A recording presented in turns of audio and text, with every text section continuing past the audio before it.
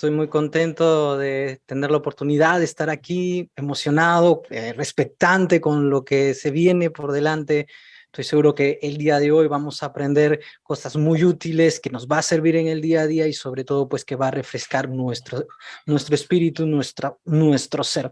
Pero para ello déjenme platicarles un poco de nuestro ponente. De hecho es una persona que tiene un amplio recorrido dentro del ministerio. Estamos hablando de Óscar Rafael Ugarte Almeida, pastor de una iglesia cristiana de desarrollo integral, un pastor que ha estado representando y dando conferencias en diferentes partes del mundo. Así que estamos muy contentos de tenerlo aquí, estoy muy contento de poder pasar este tiempo con ustedes y así pues yo considero que el día de hoy va a venir algo muy, pero que muy bueno. Pastor, bienvenido. ¿Cómo está usted?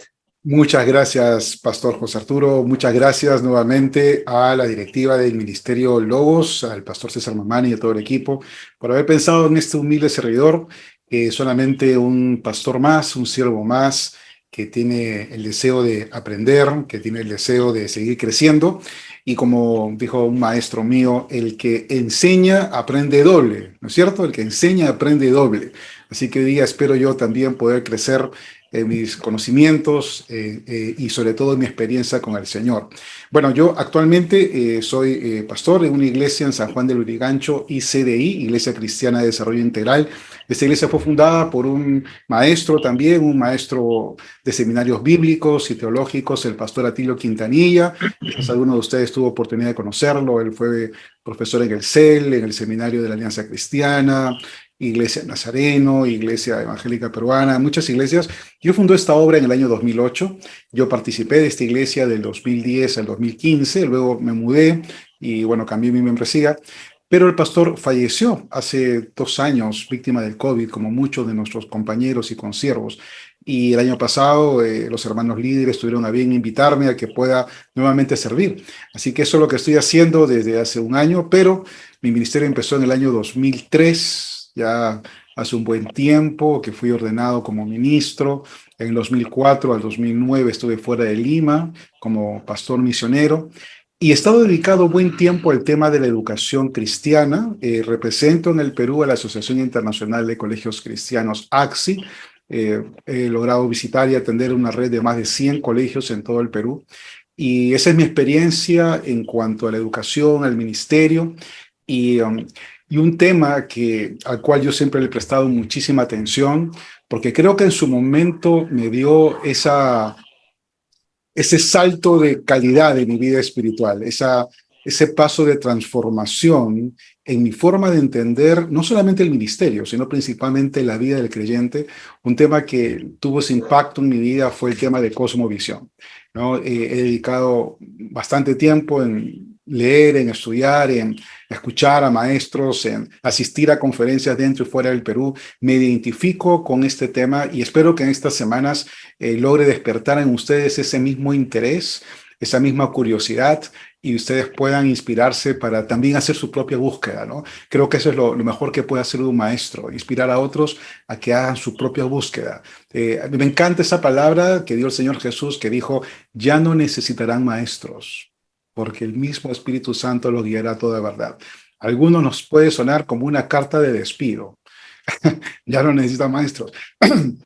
Pero a otros, y es mi caso, nos suena más bien a una dependencia del Espíritu Santo, a una dependencia de Dios, a entender que somos solamente atalayas, somos solamente heraldos, pero que quien está enseñando, quien está convenciendo, quien está operando en las mentes y en los corazones, derribando fortalezas, argumentos, ideas, mentiras que Satanás ha sembrado en nuestras vidas, ese es el Espíritu Santo. Y de él dependemos en esta tarde.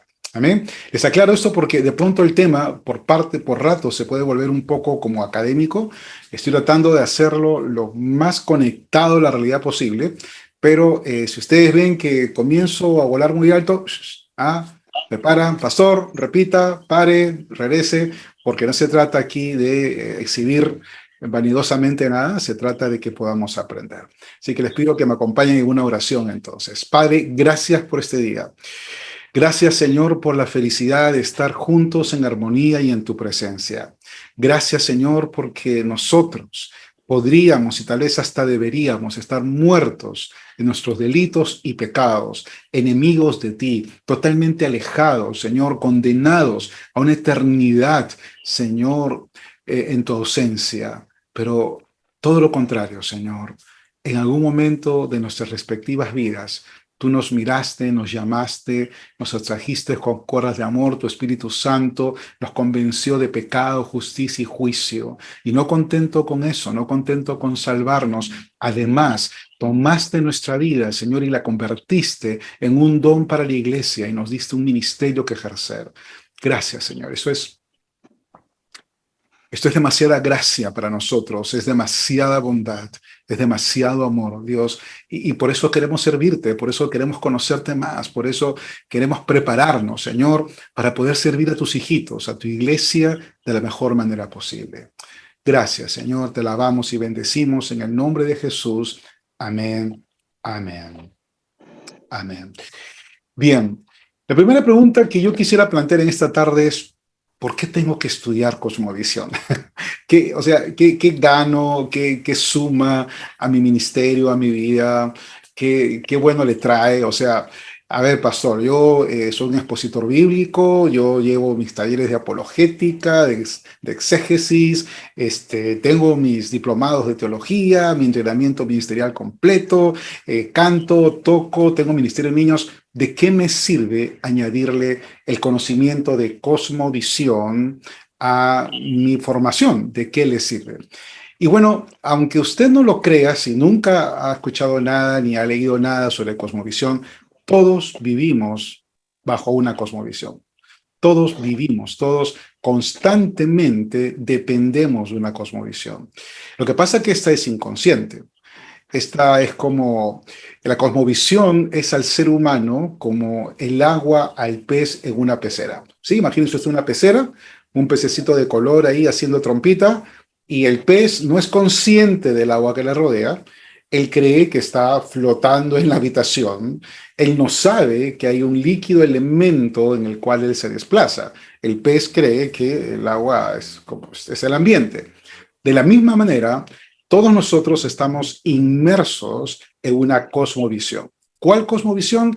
Normalmente la cosmovisión que impera en nuestra sociedad. Entonces, el conocer esto, el reconocer que todo ser humano, no importando su edad, su origen social, su origen étnico, la lengua que habla, todo ser humano tiene una cosmovisión y depende de ella, es un paso muy importante.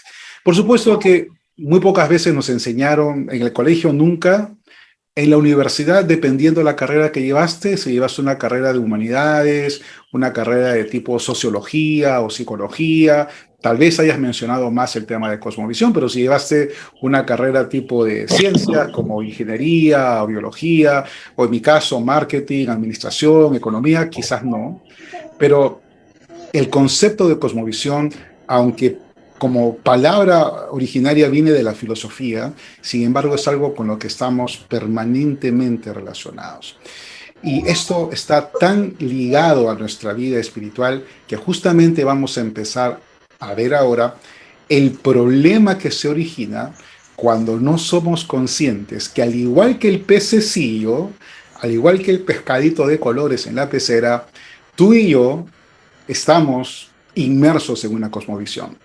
Y cuando no somos conscientes de eso, nos puede pasar lo que le pasa al pescadito, ¿no? El pescadito por ahí se raya un día y quiere saltar, salir del agua, y al quedarse sin su elemento vital muere, ¿no? Porque no reconoce la inmersión que tiene la cosmovisión. Entonces, igual nosotros, al no reconocer nuestra inmersión, la omnipresencia prácticamente, o que estamos rodeados de una cosmovisión, al desconocer eso, las consecuencias en nuestras vidas personales, espirituales, ministeriales, que tiene que ver con cómo guiamos una iglesia o ministerio, pueden ser fatales. Así que lo primero que vamos a ver hoy día es ver un panorama de por qué necesitamos una cosmovisión.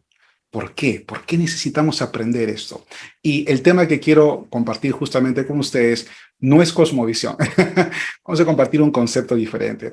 Una preguntita al administrador. Me está saliendo a mí los mensajitos de waiting room. Ustedes le dan admisión. Yo no, ¿verdad? No necesito darle yo admisión ni distraerme en eso, Así ¿cierto? es, pastor. Sí, Listo, pastor. perfecto. Gracias, hermana. Entonces, permítame compartir ahora sí mi pantalla y, a ver, perdón.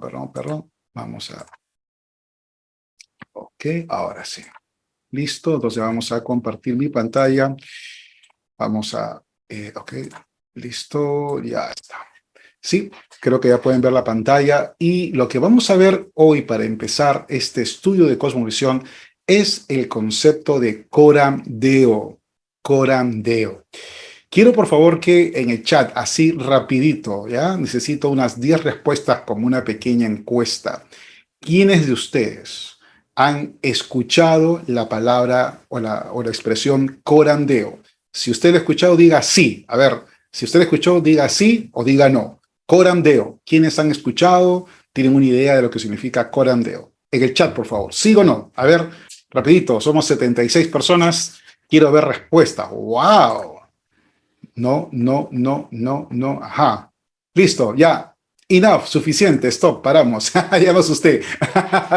Ok, nadie, o muy pocos tal vez. A ver, entraron 5 respuestas más. No. Ok, perfecto. Corandeo es una expresión latina, o en latín, ¿no? Y claro, cuando nosotros hablamos o pensamos en latín, pensamos inmediatamente en la competencia, ¿no? En la Iglesia Católica.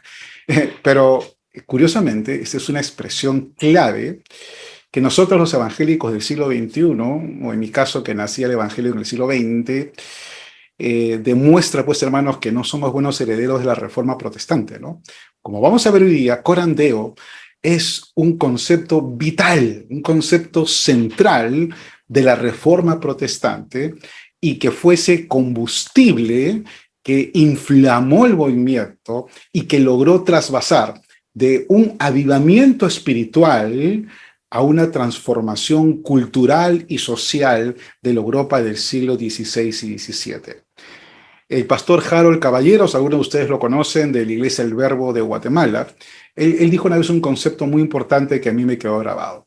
La reforma protestante es el avivamiento, el avivamiento espiritual, el avivamiento del Espíritu Santo más grande que logró traspasar, transformarse, que logró convertirse en un movimiento, en un avivamiento de tipo social y cultural.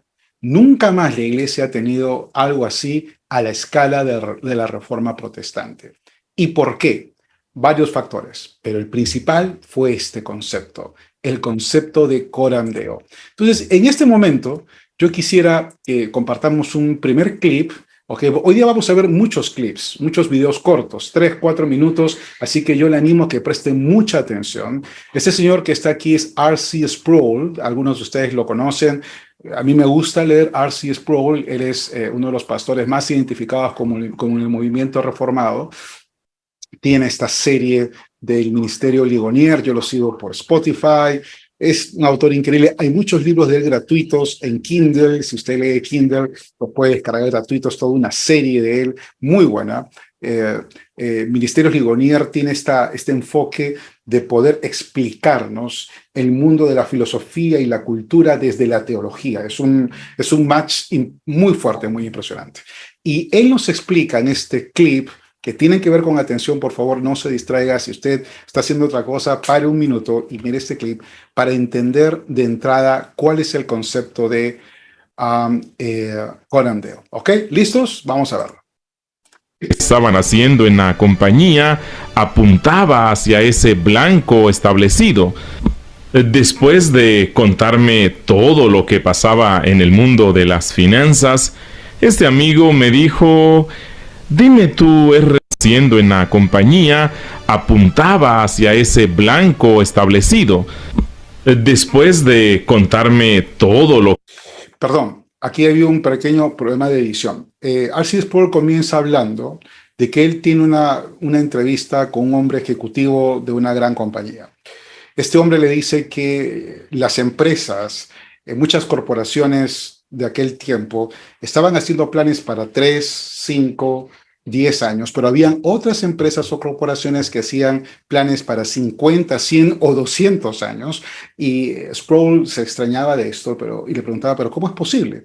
Y este hombre, este asesor empresarial, le dice, porque estas empresas tienen muy en claro cuál es la gran idea de su negocio u operación, cuál es esa gran idea que los anima, que los mueve, que los define. Y allí es que le pregunta este hombre al pastor Sproul cuál es la gran idea del cristianismo. ¿Ok? Ahora sí, con esta, disculpen, hubo un problema ahí en la edición, vamos a ver el video. En la compañía apuntaba hacia ese blanco establecido. Después de contarme todo lo que pasaba en el mundo de las finanzas, este amigo me dijo: dime tú, R.C., algo sobre la vida cristiana. ¿Cuál es la gran idea del cristianismo? Tengo que admitir que cuando él me miró a los ojos y me dijo: R.C., ¿cuál es la gran idea? Retrocedí un poco en mi propia mente hasta ver a mi madre que, estando de pie cuando era un niño, con sus manos en sus caderas, me apuntaba con su mano derecha y me decía: ¿cuál es la gran idea, jovencito? Ella no estaba haciéndome una pregunta que me llevaría a averiguar la quinta esencia del propósito de mi vida, sino que estaba haciéndome una acusación, como si me dijera: tú no tienes ninguna justificación posible para lo que has hecho. ¿Cuál es la gran idea que te llevó a hacer esto? Cuando el doctor Sproul habla de la gran idea, se refiere a lo que él acaba de decir, el gran propósito, la quinta esencia, lo central, lo básico, lo importante. La gran idea es esa. Y esa es una pregunta que creo que todos nosotros nos la pueden hacer. Si una persona extraña al cristianismo te preguntara: ¿cuál es la esencia? ¿Cuál es el gran propósito? ¿Qué persigue el cristianismo? ¿Cuál sería tu respuesta, hermano querido, hermana querida? ¿Cuál sería nuestra respuesta? Posiblemente fuera una respuesta de tipo la salvación, de tipo la salvación de tu alma, que no te vayas al infierno o algo así. Pero yo quiero que vean esta reflexión del doctor Sproul para entender qué significa el concepto de Coram Deo y la idea de el gran propósito del cristianismo, gran propósito del ser cristiano. Pero visto desde otra perspectiva, esta es una pregunta crucial.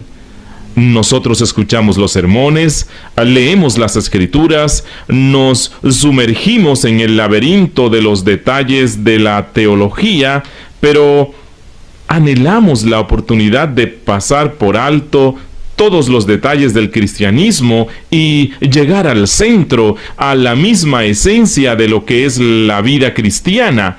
Eso es lo que significa discernir la gran idea. Así que cuando este hombre de negocios me dijo, RC, ¿cuál es la gran idea? Yo pensé por un momento y la respuesta que estalló en mi mente emergió de la Reforma del siglo XVI, la Reforma evangélica, cuando los reformadores protestantes de ese tiempo tuvieron que definirse ante un mundo que los observaba y tuvieron que cristalizar la esencia de lo que era su ministerio y su movimiento, y a partir de ese proceso de cristalización apareció una frase en latín que fue presentada y usada por Martín Lutero para declarar la esencia de la vida cristiana. Lutero usó esta frase, escuchen: la esencia de la vida cristiana es vivir una vida coram Deo. Literalmente significa ante el trono de Dios, coram Deo. Y lo que Lutero estaba diciendo era, quiere vivir toda su vida en la presencia de Dios. Ok, muy bien. Entonces, coram Deo es una palabra que usaba Martín Lutero y los reformadores del siglo XVI, principalmente de la vertiente, empezó en Alemania el uso de esta palabra. Recuerden que Lutero era sacerdote agustino de formación y que quiere explicarnos o transmitirnos la idea que la esencia del cristianismo, la gran razón del cristianismo, ¿no? Si podemos explicar el gran propósito del cristianismo, es que el ser humano pueda vivir de cara a Dios, de frente a Dios, totalmente consagrado a Dios. Lo que el autor Sproul nos dice, ¿verdad?, es que como creyentes, ¿no?, como creyentes necesitamos conocer que el objetivo principal de mi vida como creyente, la idea de la vida cristiana, el principal objetivo es vivir coram Deo, coram Deo. Ahora, como vamos a ver esta tarde, esta expresión coram Deo, de alguna manera la conocemos, pero con otras palabras, con otro vocabulario, ¿sí? A ver, ok, listo. Me dicen que no pueden ver el video. A ver, Rosa Esther ha puesto un mensaje que no puede ver el video. ¿Me confirman si están viendo el video, por favor? ¿Pueden ver el video cuando se los comparto? Hermanos, me confirman, por favor, los El vídeo administradores. se ve sin ningún problema, al menos Ok. yo no tengo problema con verlo. Bien, excelente, gracias, hermanos. A ver si pueden oír a la hermana Rosa. Entonces, la gran idea de la vida cristiana es coram Deo. Acá hay un concepto, ojo que estos conceptos van a estar en un documento que se les va a compartir a todos los participantes, pero igual si quieren pueden tomar nota. Dice, esto es un concepto de R.C. Sproul, dice, vivir coram Deo es vivir toda la vida en la presencia de Dios, bajo la autoridad de Dios, para la gloria de Dios. ¿Ok? Repetimos, vivir coram Deo es vivir toda la vida, no solamente en su extensión de tiempo, sino en su profundidad de alcance. Es decir, no es que yo me convertí a los 18 y hasta el día que me muera durante ese tiempo voy a ser cristiano, yendo, ¿no? O sea, yendo a la iglesia, orando, qué sé yo, sino profundidad. ¿Cuánto de mi vida está totalmente presentada o es vivida, por así decirlo, en la presencia de Dios, bajo la autoridad de Dios, para la gloria de Dios? ¿Correcto? Entonces, esto es vivir coram Deo. Creo que una palabra que nos es más familiar es consagración, por ejemplo, ¿no? Cuán consagrada está toda mi existencia, cada ámbito de mi ser, cada actividad que realizo, cuán consagrado, cuán dedicado está a Dios. Esa es una idea que creo que entendemos de coram Deo. Este principio, esta idea, este gran propósito que, según Lutero, era el gran propósito de la vida cristiana. Esta frase, coram Deo, ok, ahorita le doy pase a Douglas, que es ahí Douglas en stand-by mientras que termino este slide y luego te doy pase. Esta frase es un término en latín que significa coram, en la presencia, y Deo, Dios. Hace referencia a algo que tiene lugar en presencia de, ante el rostro de, en este caso ante el rostro de Dios. Nuevamente, vivir coram Deo es vivir la vida total en su integridad, en la presencia de Dios, bajo la autoridad de Dios, para la gloria de Dios. Adelante, Douglas, levantó la mano. ¿Quería decir algo, hermano Douglas?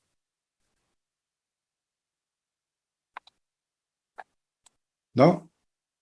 Ok. Ok. Listo. Ok, gracias, Magno, por tu comentario. Excelente. No, lo que sucede es que no podía entrar. Ah, ok, listo. No podía hermano. hablar, estaba cortado. Por eso hacía así. Ok, Pero la Biblia nos enseña eso. claro. Hay dos, al menos mientras usted estaba hablando, el Señor me llevaba a eso, ¿no? ¿Y qué es lo que sucede? Hay un siervo, Elías. Elías expresaba y decía que él vivía en la presencia de Dios. Y después retrocedí un poquito más y llegué a Génesis. Y en Génesis, Adán, ¿dónde estás? Era Dios llamando a su creación. ¿Qué es lo que nos muestra hoy en día? Es que a eso es a lo que nosotros debemos poner una meta, o debemos de ser nuestra meta o ser nuestro anhelo. Amén. Amén, hermano. No que Exactamente. nos llame Dios por un pecado, sino Sí. porque quiere conversar con nosotros. Amén. Gracias, Douglas. Bien, sí, coincido contigo. Es el gran llamado de Dios y los reformadores lo entendieron. Ahora, recordemos bien que los reformadores, ¿no? Lutero, Calvino, Melanchthon, Zwinglio, etcétera, todos ellos justamente estaban volviéndose a la palabra, volviéndose a Dios en un gran avivamiento que quería dejar atrás la vida anterior del cristianismo histórico, del catolicismo, donde las personas no vivían consagradas a Dios, sino que vivían solo una vida religiosa externa, pero muchas veces en su vida privada no respetaban ni amaban a Dios. Eso fue lo que vio Lutero en Roma. Pero ok, gracias, Douglas, por tu comentario.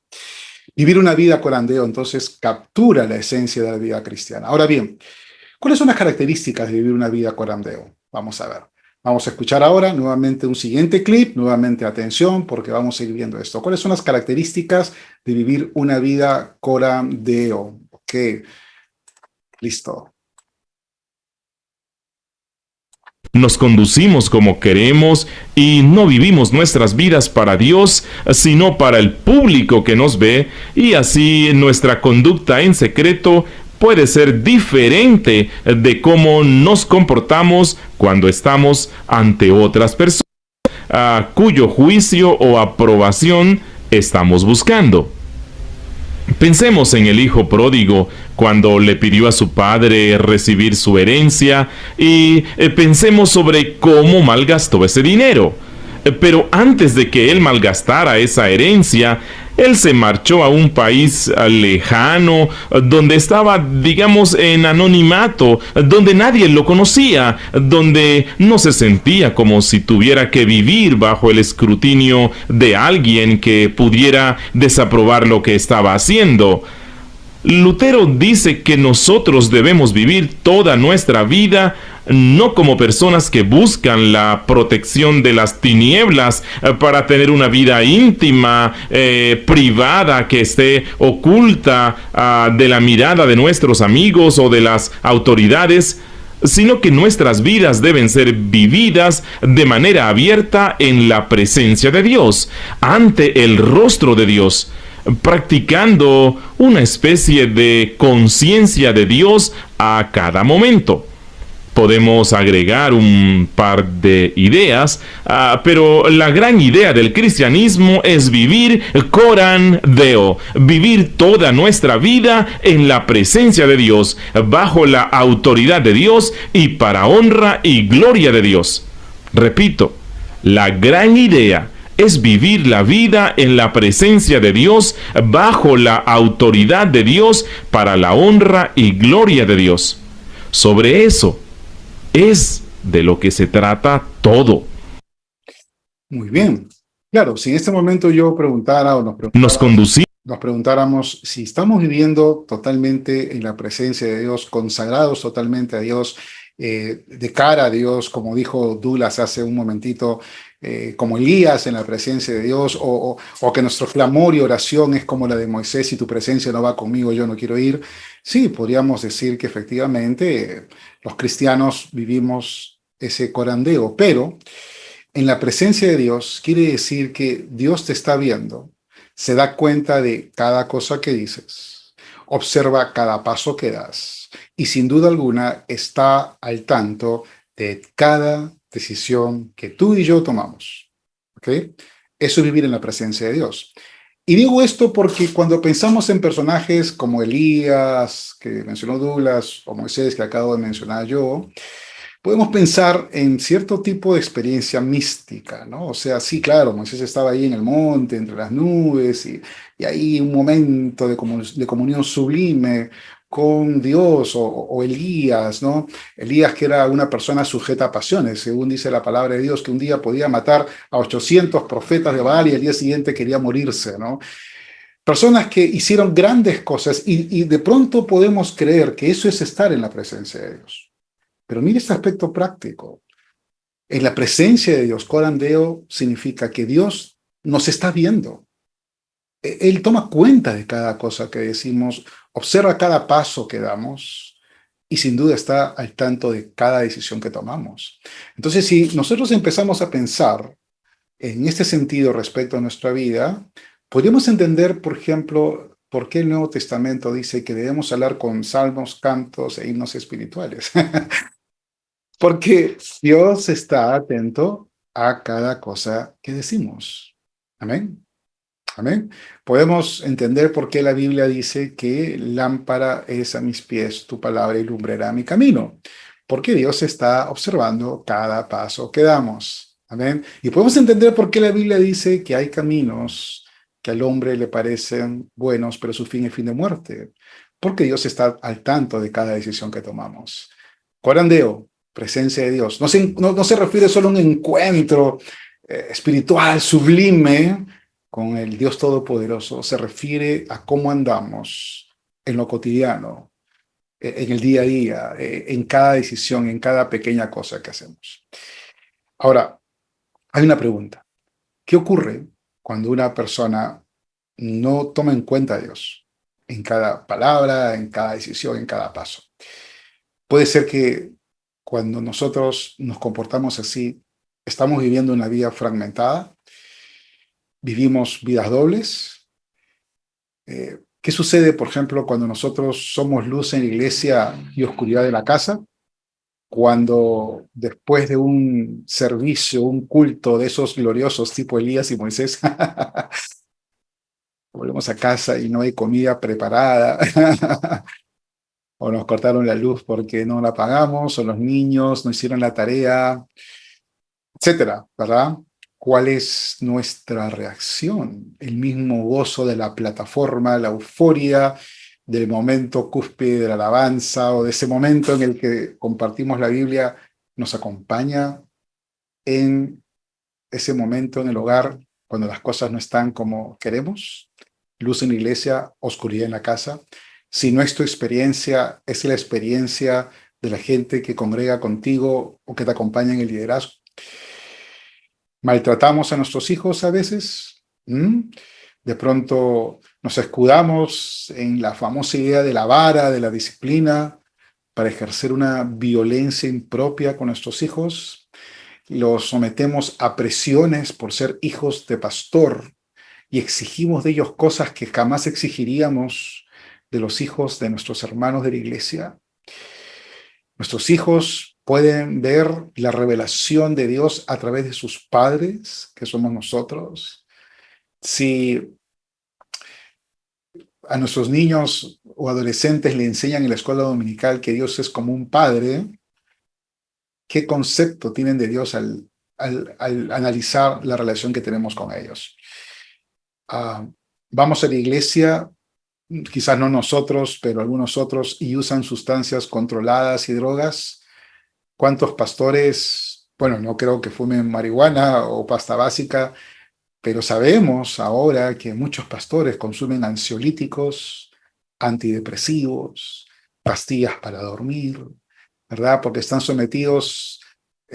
sometidos a niveles de estrés tan altos, no tenemos una vida saludable, no sabemos decir que no sabemos parar, y estamos siempre de tanta presión que el consuelo espiritual no es suficiente.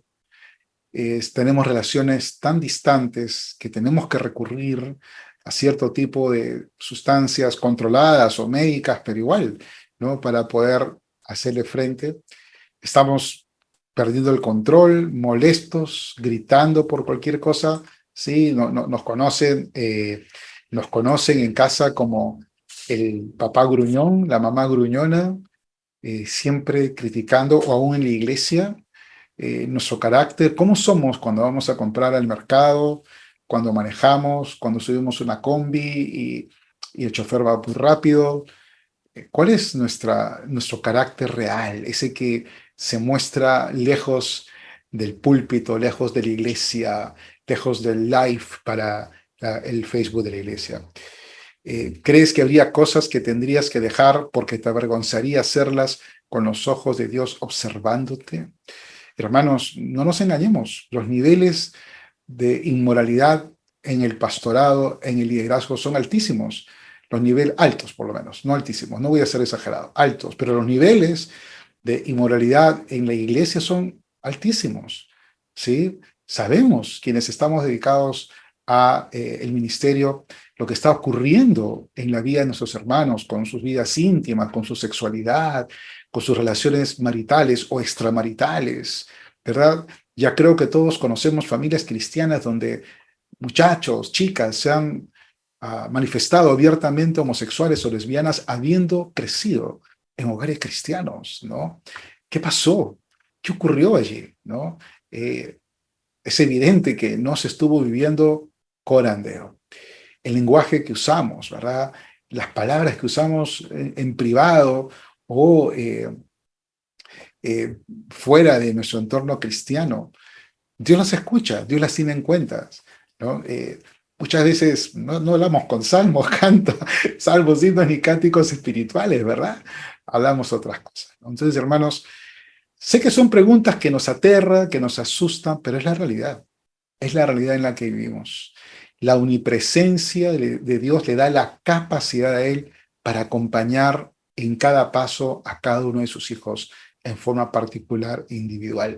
Esta miseria espiritual que acabo de mostrar y que creo que cada uno de nosotros puede reconocerse, tiene que, en primer lugar, recordarnos, hermanos queridos, que los cristianos no somos personas 100% perfectas, pero somos personas 100% perdonadas, ¿de acuerdo?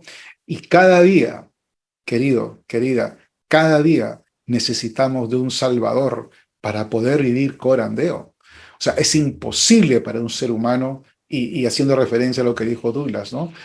Para un ser humano que ha heredado esa depravación natural de aquel primer hombre que se escondió de la presencia de Dios por su pecado, es imposible para nosotros, dado que en nuestros corazones aún está esa naturaleza de pecado. Es imposible para nosotros andar en corandeo si no estamos volviéndonos permanentemente a nuestro Salvador Jesús. Segunda de Crónicas, capítulo 16, versículo 9, nos dice: porque los ojos de Jehová contemplan toda la tierra para mostrar su poder a favor de los que tienen corazón perfecto para con él. Amén. Sí, entonces, nuestros corazones, ¿verdad? Que tantas veces, como el apóstol Pablo, quieren hacer lo bueno, pero terminan haciendo todo mal. ¿Cómo pueden ser corazones perfectos para el Señor cuando son transformados y cambiados por Jesús? Entonces, un aspecto muy importante de corandeo es que no tenemos las fuerzas en nosotros, queridos, sino que eso nos hace más dependientes de Cristo. Yo estoy hablando de un llamado general. Corandeo es un llamado general a su pueblo para vivir bajo la autoridad, bajo la soberanía, bajo la obediencia, para la gloria de Dios y para la gloria de Dios. Pero eso es imposible si lo queremos hacer en nuestras fuerzas. No hay religión, no hay disciplina, ni ayunar, ni orar, ni hacer vigilia, ni leer toda la Biblia, ni estudiar teología permanentemente, te va a ayudar gran cosa, ¿verdad? Te va a ayudar a acercarte a Jesús. Si todo esto lo haces por acercarte a Jesús, ¿verdad? En un espíritu, un corazón contrito y humillado, entonces hay más posibilidades de poder vivir corandeo, bajo la autoridad de Dios. Cuando hablamos de vivir una vida bajo la autoridad de Dios, estamos diciendo que dependemos total y completamente de su soberanía. Dependemos total y completamente de su decisión, de su potestad, aún sobre nuestras propias decisiones, y que estamos dispuestos a permitir que sea Dios quien tenga la primera, última y única palabra en lo que hacemos. Hermanos, mire este texto y quiero que pensemos, como le dije al principio de esta locución, amén, Saúl, el que comenzó perdón, ya me confundiste, Saúl. Como le decía al principio de esta locución, el que enseña aprende doble. Yo estoy aprendiendo doble. Para mí hacer este material ha sido un tiempo de profunda reflexión personal, ¿no? Porque me ha regresado el tiempo en que empecé estos estudios personales y me ha hecho pensar cuánto he crecido en una vida sometida, una vida dependiente, ¿no? De la soberanía, de la decisión y de la potestad de Dios, aún sobre mis propias decisiones. ¿Cuánto he crecido en eso? Y yo creo que ese es un buen punto para que tú te hagas la misma pregunta. Lo lindo de este espacio es que ese es un espacio de gente madura, ¿verdad? Somos ministros, somos pastores, somos personas que estamos recibiendo el llamado de Dios y estamos en el momento, hermanos, de hacernos estas preguntas. Durante mucho tiempo la iglesia cristiana, yo tengo 35 años de cristiano, ¿no? Yo me convertí a los 6 meses de nacido, no, yo me convertí a los 18 años, ya estoy próximo a cumplir 35 años en la iglesia y yo me convertí en un trasfondo carismático. De hecho, yo escuché el evangelio por primera vez en la renovación carismática y luego estuve en carismatismo por más de 10 años, 11 años en iglesias muy grandes aquí. Y a lo largo de todo este tiempo, yo siempre he visto un fuego cruzado en la iglesia del Señor, acusándonos unos a otros de carnales, de fríos, sin el espíritu, etcétera, ¿no? Entonces, cuando habían los escándalos de tipo caía en pecado sexual, ¿no? Siempre los pentecostales y carismáticos se nos señalaban a nosotros, ¿no? Sí, ustedes, ahí está tu Jimmy Swaggart, ¿no? En mi época, seguro muchos de ustedes han escuchado hablar de él, ¿no? Ahora tu Hillsong, ahí está, ¿no? Pero ahora sabemos lo que ha pasado en la Convención Bautista del Sur, ¿verdad?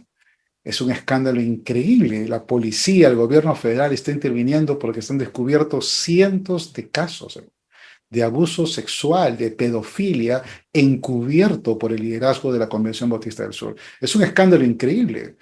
¿Y por qué menciono esto, hermano? No para que nos sintamos todos más santos porque todos somos pecadores. No. Sino para señalar que hay un problema muy grande a nivel del liderazgo de justamente esta falta de corandeo, esta falta de vivir en una dependencia total y completa de su soberanía, de la soberanía de Dios, de la decisión de Dios y bajo la potestad de Dios, aún sobre nuestras propias decisiones, ¿no?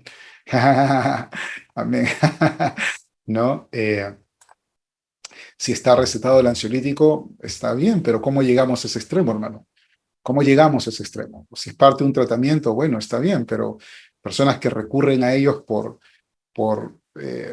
vencer una crisis nerviosa, a eso me refiero, hermano, a un uso indebido de ese tipo de medicina.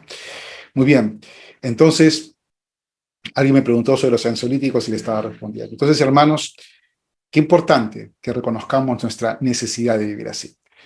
Esta es una imagen que me habla de esta dependencia, ¿no? Un velero en alta mar que no tiene motor, que depende de los vientos, que depende del oleaje, que depende de las corrientes, ¿verdad? Y de ese trabajo en conjunto entre el piloto, ¿no? Que sabe moverse al son del viento, ¿sí? Que sabe moverse en ritmo con ese viento, siguiendo las corrientes del mar.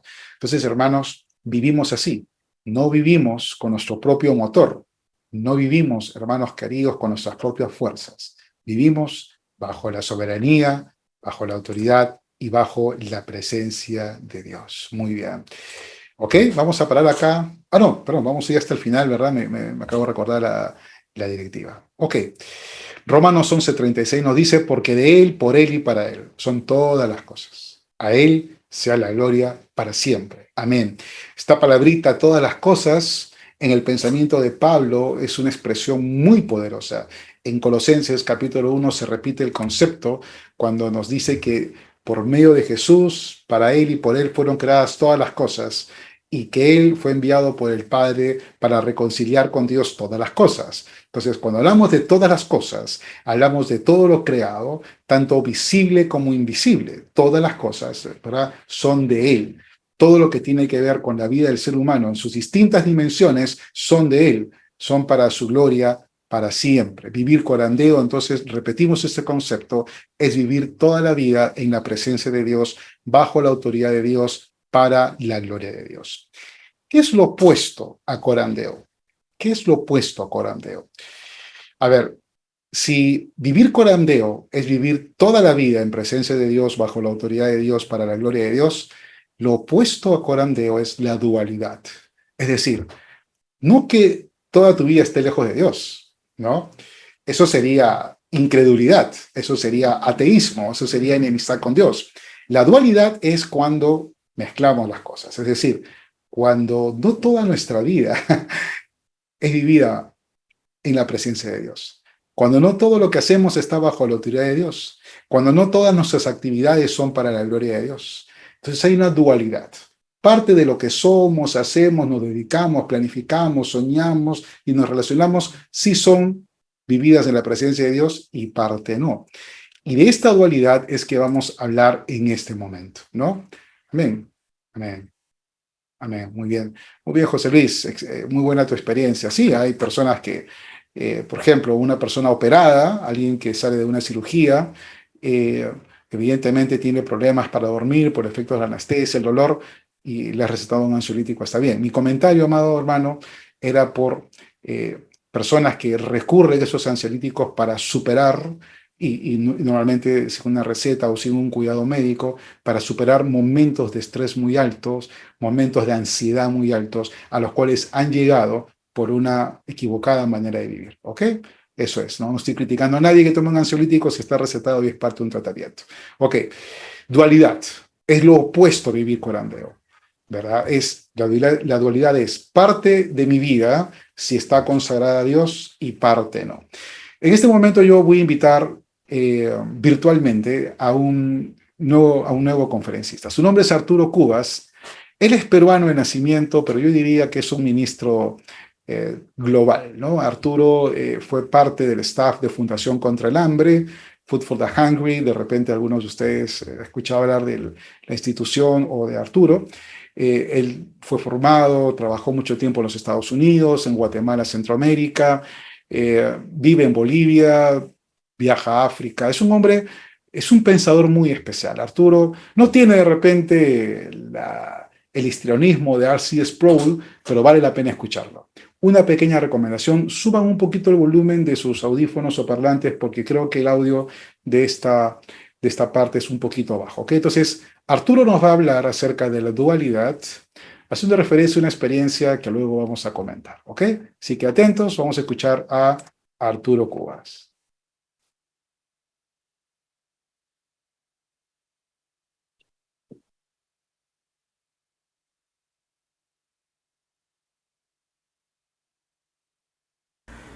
Yo conocí al Señor hace muchos años atrás, cuando era bastante joven, y recuerdo mucho a la gente que conmigo asistíamos en nuestros primeros años a la iglesia, y éramos increíblemente entusiastas.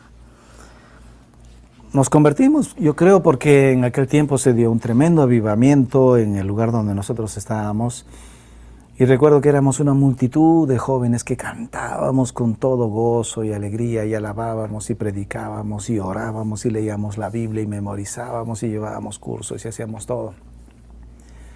Y como que cuando uno empieza así, le da la impresión de que todo en la vida va a ir bien. ¿verdad?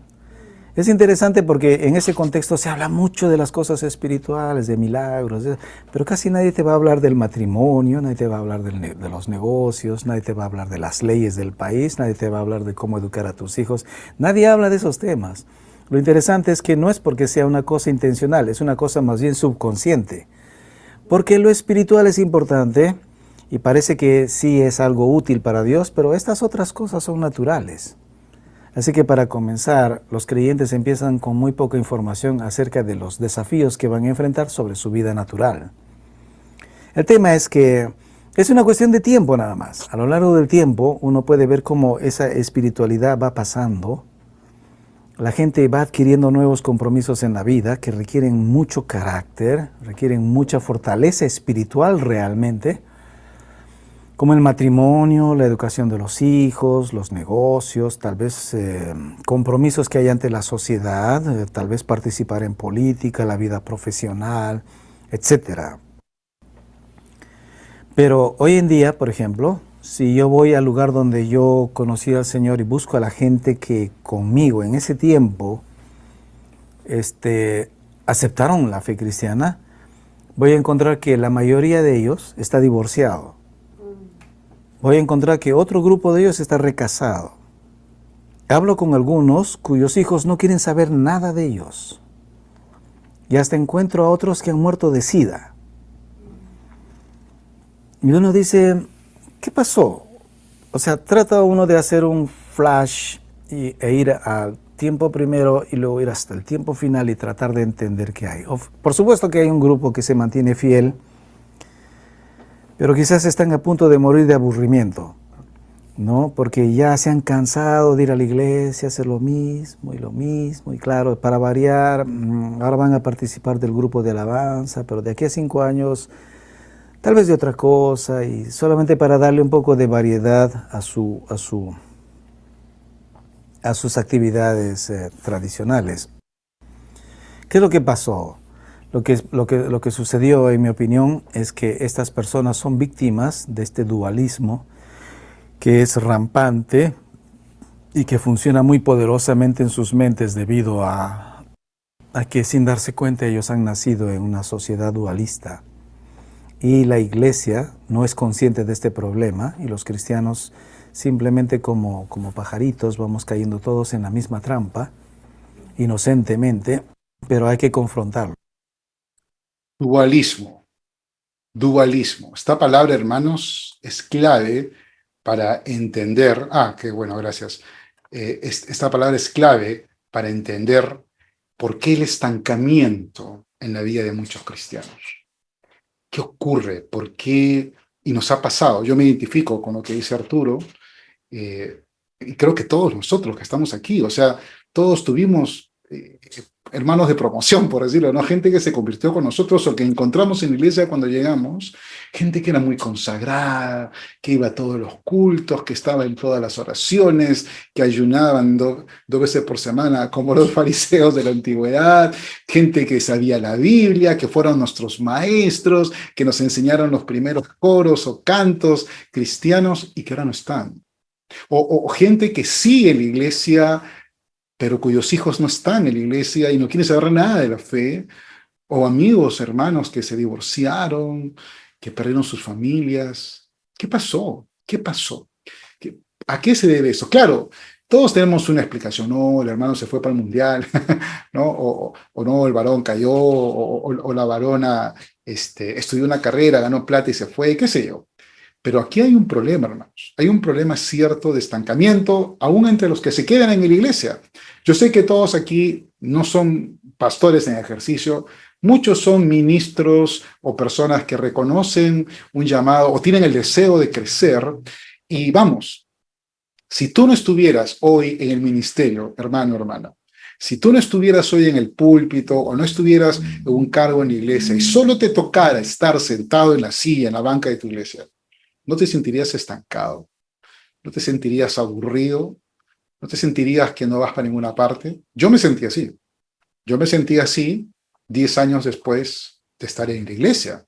O sea, yo me convertí ¿no? Y al poco tiempo, bueno, yo siempre he sido un poco locuaz, ya se lo ha gustado, ya se lo ha dado cuenta usted, tocaba mi guitarrita, ¿no? Mi enamorada en esa época, mi novia, que ahora es mi esposa, cantaba como Los Ángeles, entonces éramos el dúo Pimpinela, ¿no? O sea, yo tocaba, ella cantaba, y bien, o sea, y cuando aprendí un poco de la Biblia y me metí a los estudios bíblicos, me empezaron a dar lugar para compartir con los jóvenes, y luego vino el ministerio de células en los años 90, ¿no? Y la iglesia creció un montón y yo ya fui líder de célula y supervisor de célula y estábamos en eso, ¿verdad? Pero yo me sentía estancado. O sea, hacía muchas cosas, pero no maduraba, no crecía.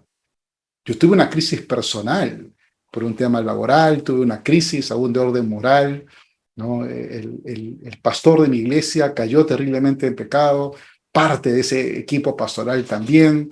La iglesia se volvió un caos. Vagué por un tiempo buscando una nueva iglesia, un nuevo pastor. Hermanos, hermanos queridos, ¿qué ocurre? ¿Por qué caemos en esos estancamientos? Yo me sentía, creo que muchos cristianos se sienten así, como este diagrama de mi mano izquierda, encerrados en una campana de cristal, y se preguntan, como el pececito que les salió al principio, ¿eso es todo lo que hay? O sea, esta pecera es toda la vida cristiana. Esto es todo lo que puedo hacer para el Señor. Y lo que es peor, otros envejecemos en un carrusel. Yo me sentía en un carrusel. Yo me sentía en un carrusel espiritual, dando vueltas sin avanzar. Y tenemos gente que envejece en un carrusel en la iglesia. Y eso se debe al dualismo. Vamos a ver de qué se trata el dualismo, pero algo que dijo Arturo que es muy importante. El dualismo es algo rampante en nuestra sociedad. Y la iglesia no ha sabido reconocer esto y por el contrario se ha amoldado al dualismo. Voy a ver un par de comentarios que hay por aquí. Ajá, sí, ok, listo, gracias. A ver, ajá, ok, listo. Bueno, nuevamente veo por los comentarios que algunas personas pensamos, ¿verdad?, que actividad, hacer cosas para Dios, nos trae madurez y crecimiento. Interesante la idea, vamos a ir revisándola a la luz de la cosmovisión también. Estancamiento. Puede ser gente que hace muchas cosas, como dijo Arturo, gente que está hoy en la alabanza, mañana en células, pasado en consejería matrimonial, estancada, sin avanzar, confundiendo actividad con madurez y crecimiento. Vamos a seguir viendo a Arturo, ¿ok? Y vamos a seguir comentando. Bueno, usualmente suelo hacer un taller donde hablamos sobre este dualismo y me gusta mucho cuando llego a la parte en la que en una pizarra yo hago 2 columnas. En una columna escribo arriba, en el encabezado, escribo espiritual y en la otra columna escribo físico o natural, y lo que hago es invito a la gente a participar y le digo a la gente, yo voy a mencionar algo y ustedes me van a decir si les suena como algo físico o espiritual. Solo, no tienen que reflexionarlo mucho, solamente tienen que decirme cómo les suena, ¿no? Entonces yo les voy a dar un ejemplo. O sea, yo voy a empezar y yo menciono la palabra iglesia. ¿Cómo te suena la palabra iglesia? ¿Te suena física o te suena espiritual? Y todos, casi todos, exacto, llegan en acuerdo, dicen espiritual. Entonces yo digo, bueno, entonces yo quiero balancear la cosa y quiero poner alguna otra cosa que así como la iglesia tenga más o menos como que el mismo valor. Y les digo, ¿y qué tal mi casa? Y rápido todos dicen, me parece que es algo secular o físico. Y lo pongo en el otro lado, ¿no? Entonces esto en realidad es como una especie de sketch. Es una broma que yo hago con la gente para que la gente descubra que está operando bajo un esquema dualista. Entonces la siguiente pregunta es, ¿cómo te suena la palabra trabajo? Entonces la gente dice inmediatamente físico. Entonces lo ponemos ahí como físico. Y si yo quisiera alguna actividad que sea tan importante como el trabajo, pero que sea espiritual, ¿qué diría yo? Y la gente dice, el pastorado, por ejemplo. Ok, el pastorado a un lado y el trabajo a otro lado. ¿Dónde pondrían ustedes la palabra universidad? Ah, universidad es físico. Universidad. Y algo equivalente que sea espiritual, el seminario al otro lado. Así. Y vamos haciendo una larga lista. Lo interesante al final es que yo les pregunto y les digo, ¿y ustedes cómo saben que esto es espiritual? ¿Y cómo saben que esto es físico? O sea,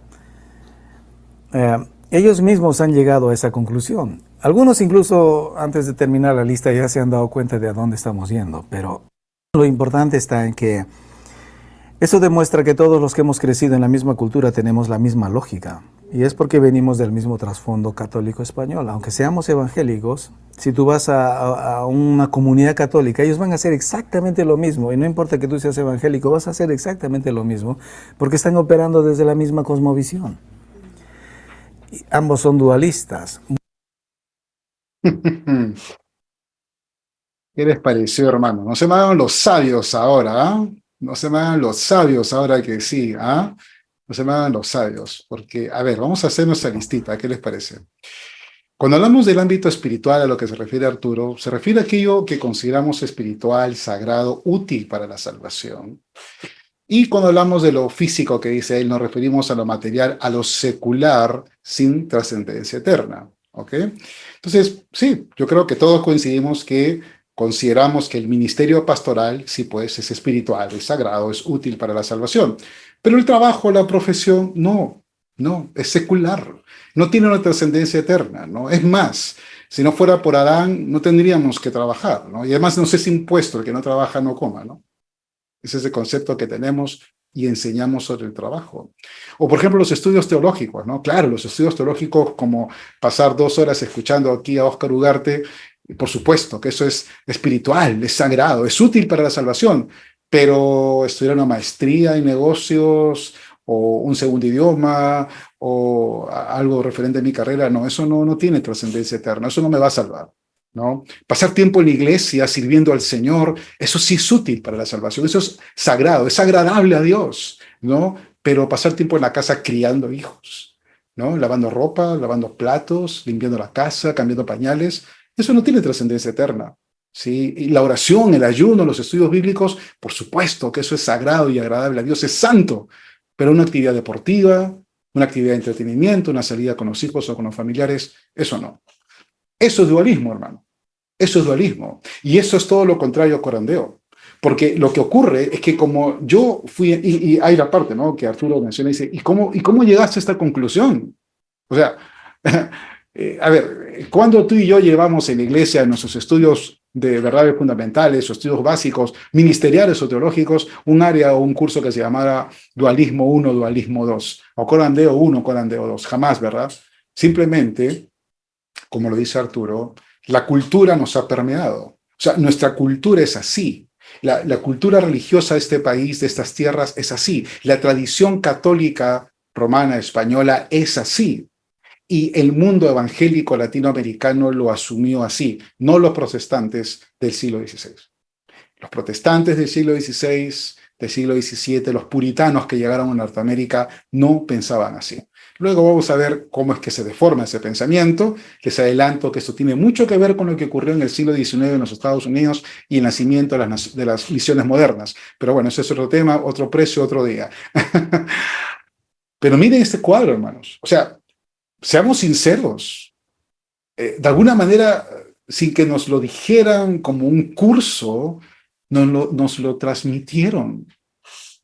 Mira, yo no quiero aburrirte con mis anécdotas. Seguramente tú tienes unas también excelentes sobre este punto, ¿verdad? Sí, todos tenemos anécdotas en este punto, ¿no?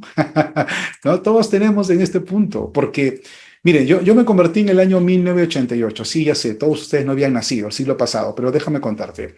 Yo me convertí en el año 80, perdón, yo empecé a escuchar el Evangelio en el año 85, 15 años, renovación carismática, y hice mi compromiso con el Señor fuerte en el año 88. Yo estaba en esa época en el primer año de universidad y, eh, y entonces salí con mi pastor y el pastor me dijo, yo como le digo, yo estaba como metido en la iglesia y tenía ahí como una proyección y el pastor me dijo, Óscar, ¿cuántos años duró tu carrera? Le dije, 5 o 6 años, pastor. Mira, me dijo él, quiero explicarte algo.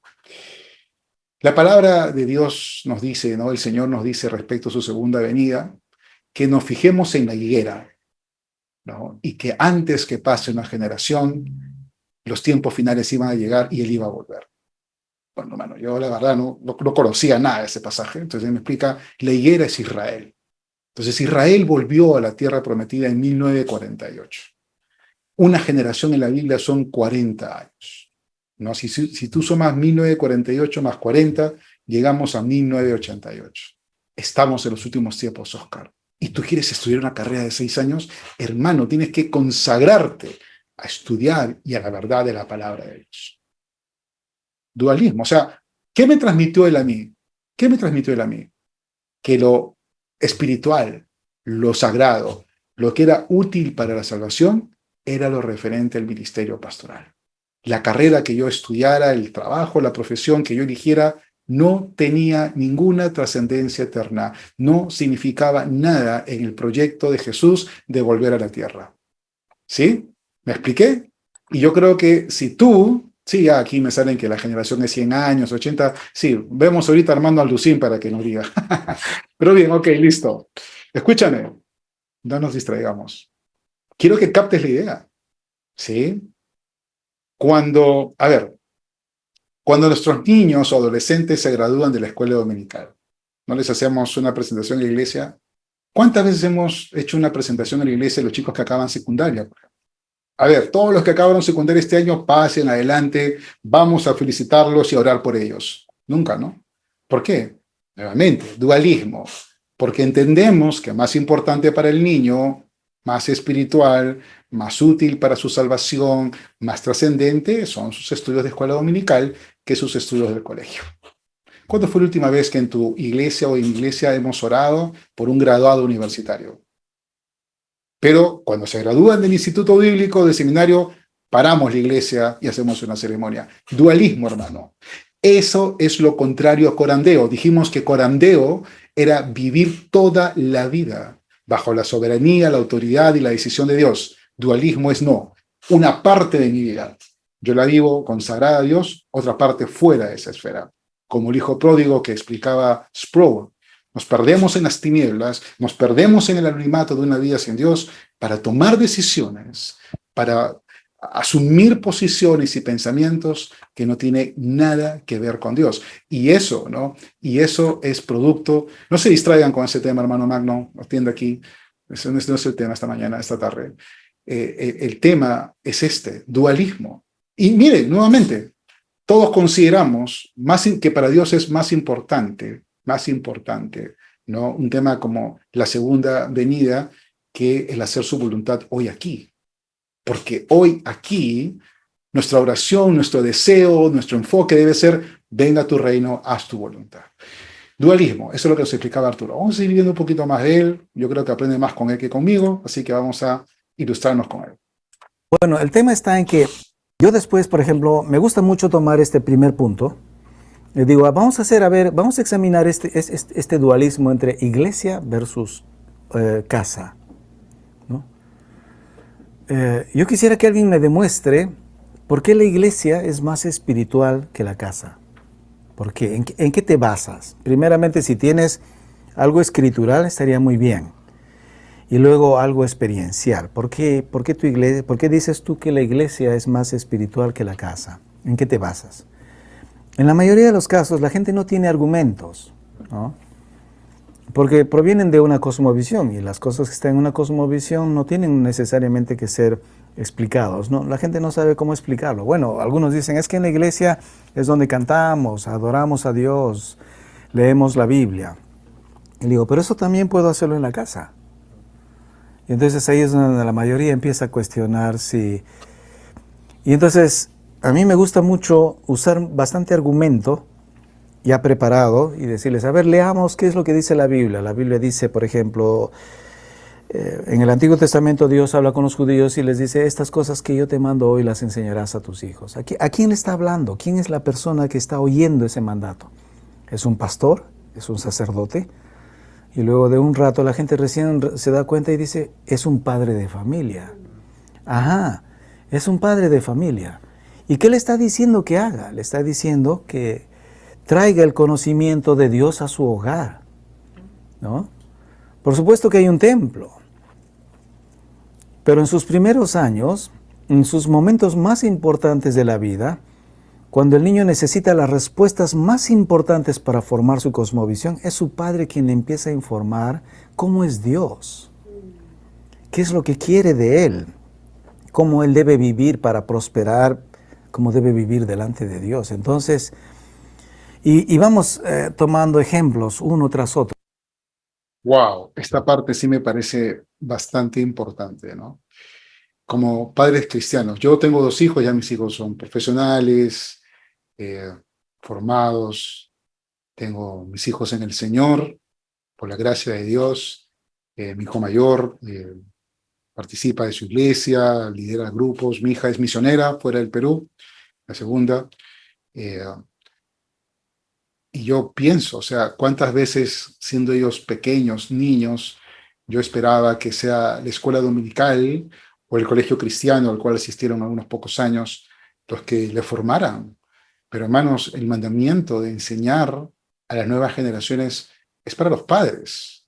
Los padres somos, como dice Arturo, los encargados de formar esa cosmovisión, esa visión de la vida, esa visión del coram Deo. Somos nosotros los encargados de formarlo, ¿no? Pero al considerar que esto es parte del ministerio de la iglesia, entonces nos movemos en esa dualidad. Lo espiritual debe suceder en la iglesia.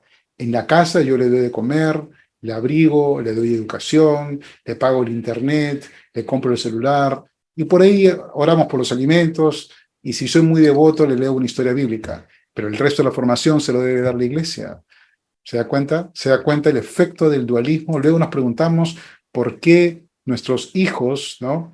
¿Por qué nuestros hijos no quieren saber nada del Señor cuando entran a la adolescencia o cuando entran a la universidad, ¿verdad? ¿Por qué? Porque no les formamos esa visión de coram Deo, esa visión de vivir consagrados al Señor bajo la autoridad, bajo el poder, bajo la soberanía, bajo las decisiones de Dios.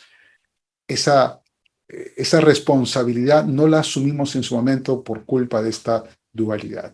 Entonces, hermanos, creo que en este punto de la, Bueno, el tema está en que de la plática, ¿no? En este punto de la plática, vamos entendiendo que parte importante del gran drama que tenemos hoy en la iglesia del Señor, esa falta de consagración, esa pérdida de las nuevas generaciones, ese estancamiento, ese envejecimiento de nuestros hermanos sin mayor trascendencia en sus vidas, es por este dualismo. Vamos a ver un video más de Arturo. Pero en todo esto también utilizamos una ecuación que es sumamente importante. Lo que esta ecuación nos enseña es que la verdad produce vida y la mentira produce muerte. Cuando digo muerte, no me refiero a la muerte física de una persona, que puede estar incluido, pero me refiero a toda la decadencia de una vida en pecado, una vida corrompida, o sea, sus consecuencias, que pueden ser, por ejemplo, opresión, pobreza, enfermedad, pueden ser corrupción, etc. Y cuando digo vida, es importante comprender en términos prácticos. Por ejemplo, el Señor Jesús dijo, yo he venido para que tengan vida y vida en abundancia. A veces la gente lo toma solo en su sentido espiritual y nunca en su sentido natural, porque otra vez su dicotomía no les deja ver la cosa con claridad. Pero cuando el Señor Jesús dice, yo he venido para que tengan vida, se refiere, yo he venido para que tengan salud, para que prosperen, para que sean libres, para que vivan felices, para que disfruten, etcétera, que tiene que ver mucho con lo que es la vida natural. Pero en fin, utilizamos eso para examinar en ambos casos. Por ejemplo, ¿qué es lo que pasa si yo pienso que la casa es físico y natural? Inmediatamente, al decir eso, estoy admitiendo que Dios no tiene interés en lo que yo haga en mi casa, básicamente. O sea, no voy a hacer cosas malas, pero no me voy a preocupar porque mis hijos y mi esposa y la gente en mi casa tengan algo mejor, más allá de un simple mantenimiento que debe haber. Pero en cambio cuando los arrastro hasta la iglesia, ahí sí, cantamos, adoramos y hacemos muchas cosas. ¿Qué pasa si yo tomo eso como una verdad? Bueno, la conversación, la verdad es que se vuelve muy interesante, pero dense cuenta, por ejemplo, si hacemos un poco de matemática, decimos, ¿cuánto tiempo pasas tú haciendo cosas espirituales? Por ejemplo, yendo a la iglesia y todas estas cosas que han marcado en la columna espiritual. Y decimos, digamos, unas 3 horas el domingo a la iglesia, cuando mucho, más unas 2 más por una reunión en algún martes o miércoles, son 5 horas a la semana. ¿Y cuántas horas me la paso yo en la otra columna, en la semana? En el trabajo, en la casa, haciendo esto, aquello, en la universidad. Y si uno hace un cálculo, por ejemplo, de que un día podamos medirlo solo en 12 horas de actividades, lo multiplicamos por 7, tenemos 84 horas que pasamos haciendo cosas donde creemos que Dios no está, donde creemos que no tenemos que consagrar nada a Dios, donde podemos hacerlo con una mente totalmente distraída en términos de servicio a Dios, con una mente quizás hasta negligente, versus 5 horas donde nos concentramos otra vez. Si mantenemos ese ritmo de 84 versus 5, es solamente cuestión de tiempo donde este cristiano no le encuentre sentido a las 5 horas que pasa por la semana. ¿Se dio cuenta, hermanos? ¿Se dio cuenta la terrible consecuencia del dualismo en la vida de los creyentes? Es cuestión de tiempo, hermano. Es cuestión de tiempo para que esa persona que va a tu iglesia, ¿no? Gracias, Marujita, por tu comentario. Es cuestión de tiempo, hermano, para que esa persona, ese creyente, no le encuentre sentido a lo que hace en la iglesia. Sí, de pronto se queda porque es grande su hambre de Dios, su necesidad, pero eso explica por qué tantísima gente viene y se va de la iglesia, no encuentra sentido, no conecta los puntos. Esta frase, conectar los puntos, va a ser recurrente en el curso de Cosmovisión. No hace el match, no encuentra el sentido de su vida cotidiana con lo espiritual que aprende la iglesia, vive en forma dualista. ¿Sí? Y los que se quedan estancados. Los que se quedan se vuelven viejos en el carrusel, ¿no? O se vuelven pastores. Sí, en el sentido de que en su afán, en su hambre, en su deseo de salir adelante, de aprender, se educan pero no todos tienen llamado de pastor, hermano. No todos tienen llamado para ser ancianos, diáconos en la iglesia. Muchos, ¿no? Son ingenieros, pero qué pocos quedaron aquellos, ¿no? O sea, hermanos, la gran mayoría de gente que vive en nuestra iglesia tiene otros llamados: economistas, administradores, mototaxistas, comerciantes, amas de casa. Pero sí, claro, si vamos con este discurso y esta enseñanza y esta cosmovisión que viene de la cultura, que lo espiritual, lo sagrado, lo trascendente, lo que te da la salvación ocurre solamente en el ámbito espiritual y en el ámbito de la iglesia, tú estás dejando el 90% de la vida de una persona fuera del ámbito de Dios. ¿Cuál es la consecuencia? Que se van a ir, se van a apartar, porque nunca el evangelio va a ser trascendente en sus vidas. Pero en todo esto también... ¿Ok? Entonces, qué tremendo, hermano. Qué tremenda esta responsabilidad. Mire, el cristiano que divide su vida en 2 partes, la espiritual y la no espiritual, ha fallado en captar la idea de Coram Deo. La gran idea es que en la vida o todo es espiritual o nada es espiritual, hermano. ¿Sí? O en la vida del creyente, o todo es espiritual o nada es espiritual, ¿no?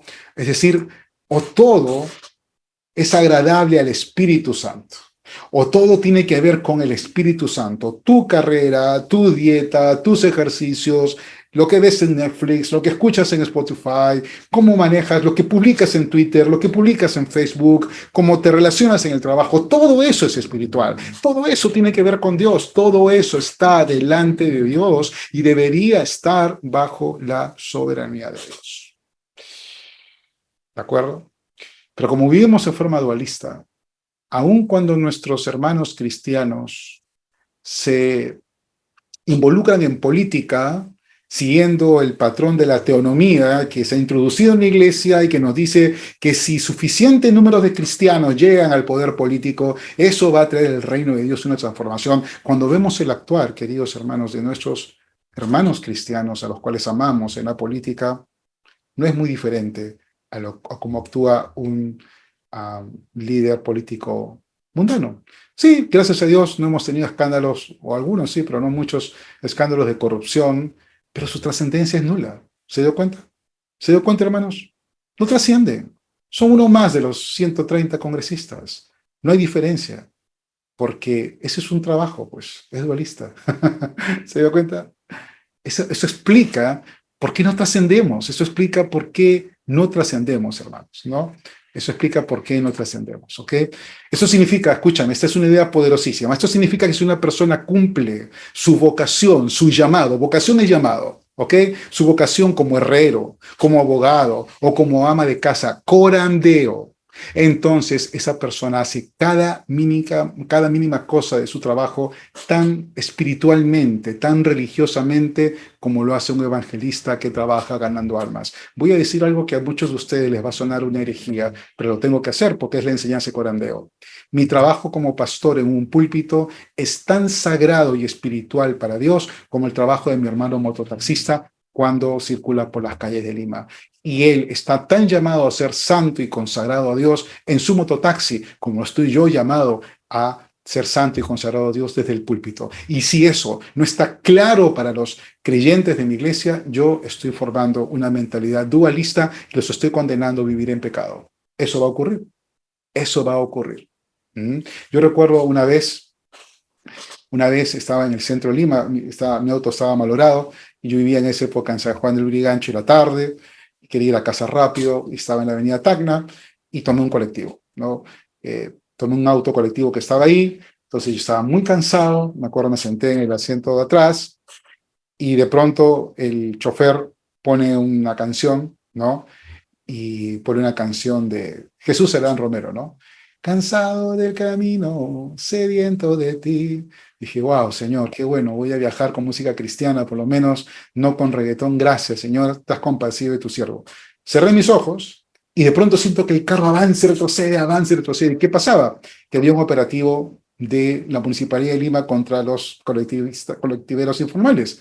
Entonces habían parado unos supervisores ahí delante de él, y este hombre, hermano, les mentó a la madre, les insultó, les pasó el carro casi por encima, escuchando, ¿no? Jesús Adrián Romero, ¿no? ¿Sí?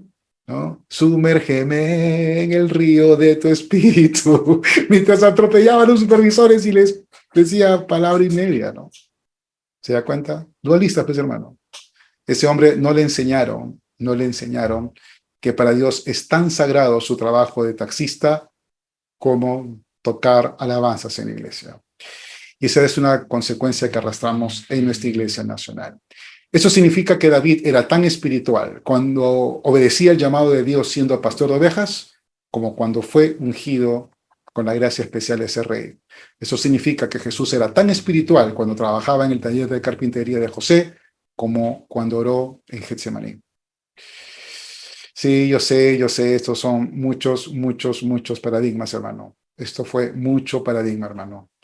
Yo sé, estamos aquí, estamos enfrentando un paradigma muy fuerte en el cual hemos sido discipulados por generaciones en la iglesia, ¿no? Donde hay hombres y mujeres viviendo sus vidas con un patrón de consistencia y integridad. Es un patrón que funciona de la misma forma, gente viviendo igual en la iglesia y fuera de la iglesia. Es una vida abierta delante de Dios, es una vida en la que todo lo que hace, lo hace para el Señor. Si predica, si maneja, si cocina, si hace negocios, si compra, si vende, todo lo hace para el Señor. Corandeo, todo bajo la soberanía de Dios, todo para la gloria de Dios, todo bajo la voluntad de Dios, todo obedeciendo a Dios. Es una vida que se vive por principios, no por conveniencia. Es una vida de humildad, no de rebeldía. Es una vida que se vive bajo la tutela de una conciencia que es cautiva de la palabra de Dios. Qué hermoso esto, hermano, tener una conciencia cautiva de la palabra de Dios. Esto es corandeo. Esto es corandeo. Amén. Una vida que está bajo la tutela de una conciencia cautiva de la palabra de Dios. que se vive por principios, no por conveniencia.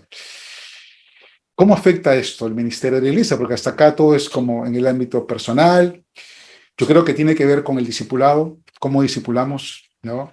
Qué tipo, esta visión dualista impacta en la conformación de nuestro discipulado. Estamos totalmente enfocados en lo espiritual, todos nuestros cursos en la iglesia, verdades básicas, fundamentos, qué sé yo, vida abundante, ministerio 1, 2, 3, la escalera del éxito hasta que llegue a ser uno de los 12 de tu pastor, ¿no? Esas cosas raras que se enseñan en la iglesia. Ok, todo eso está conformado para que el creyente sea un gran obrero espiritual.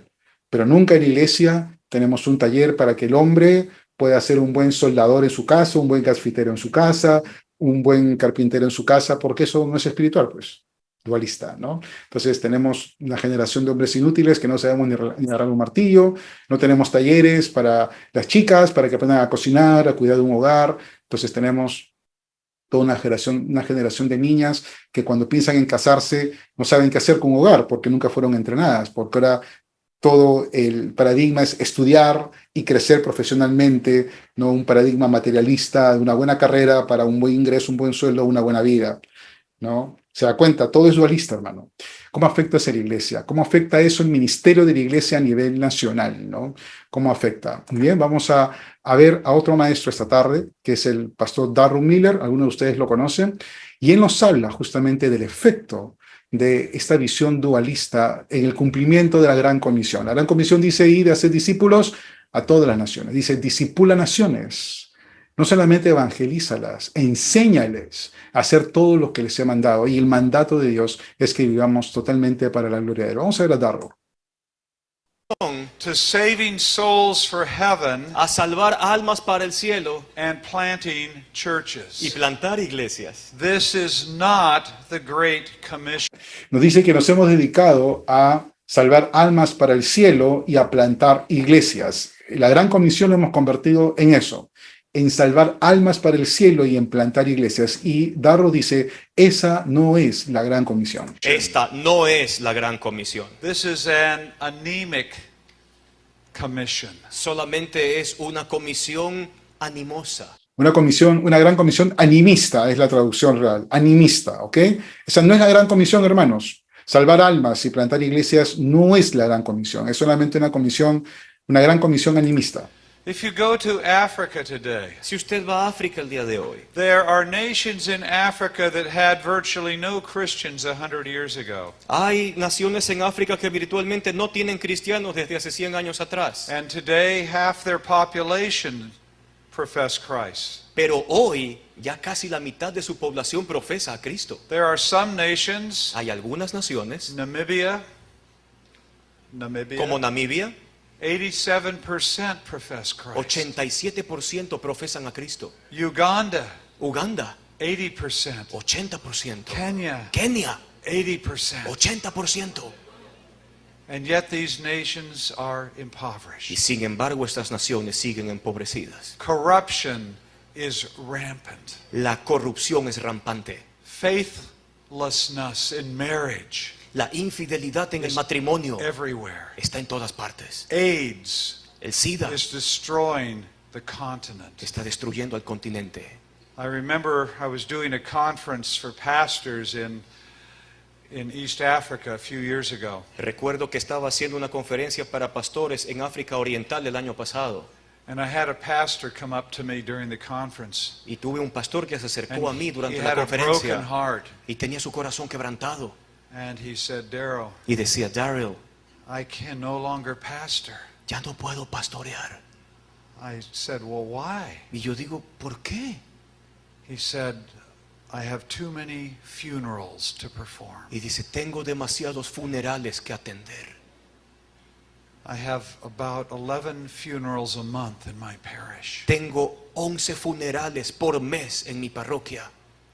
People dying of AIDS. La gente muriendo de SIDA. What's wrong with this picture?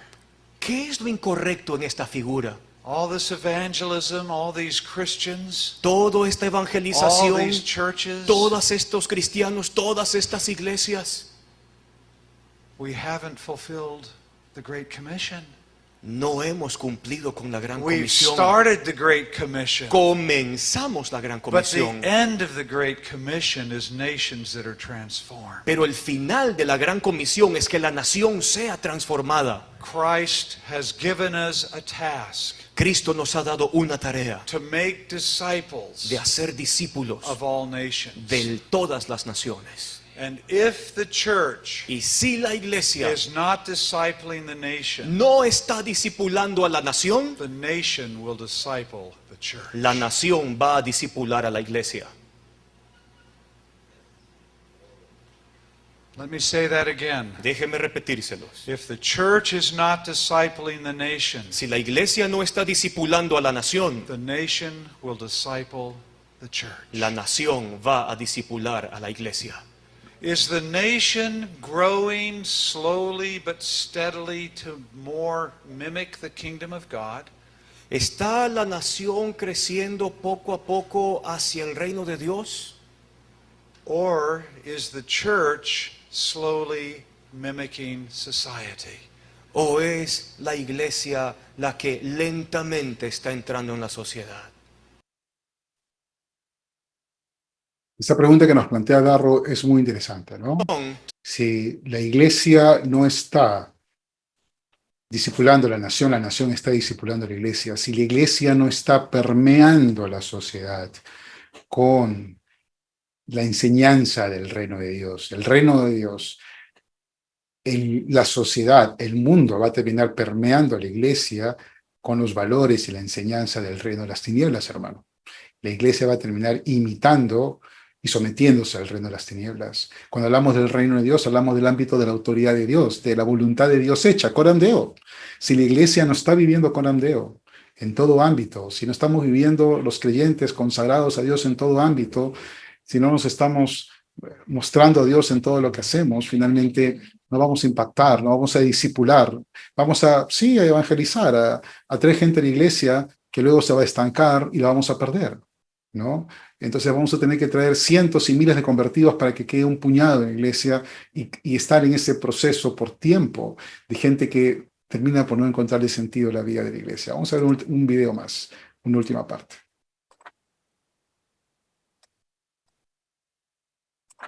To saving souls for heaven, A salvar a Perdón.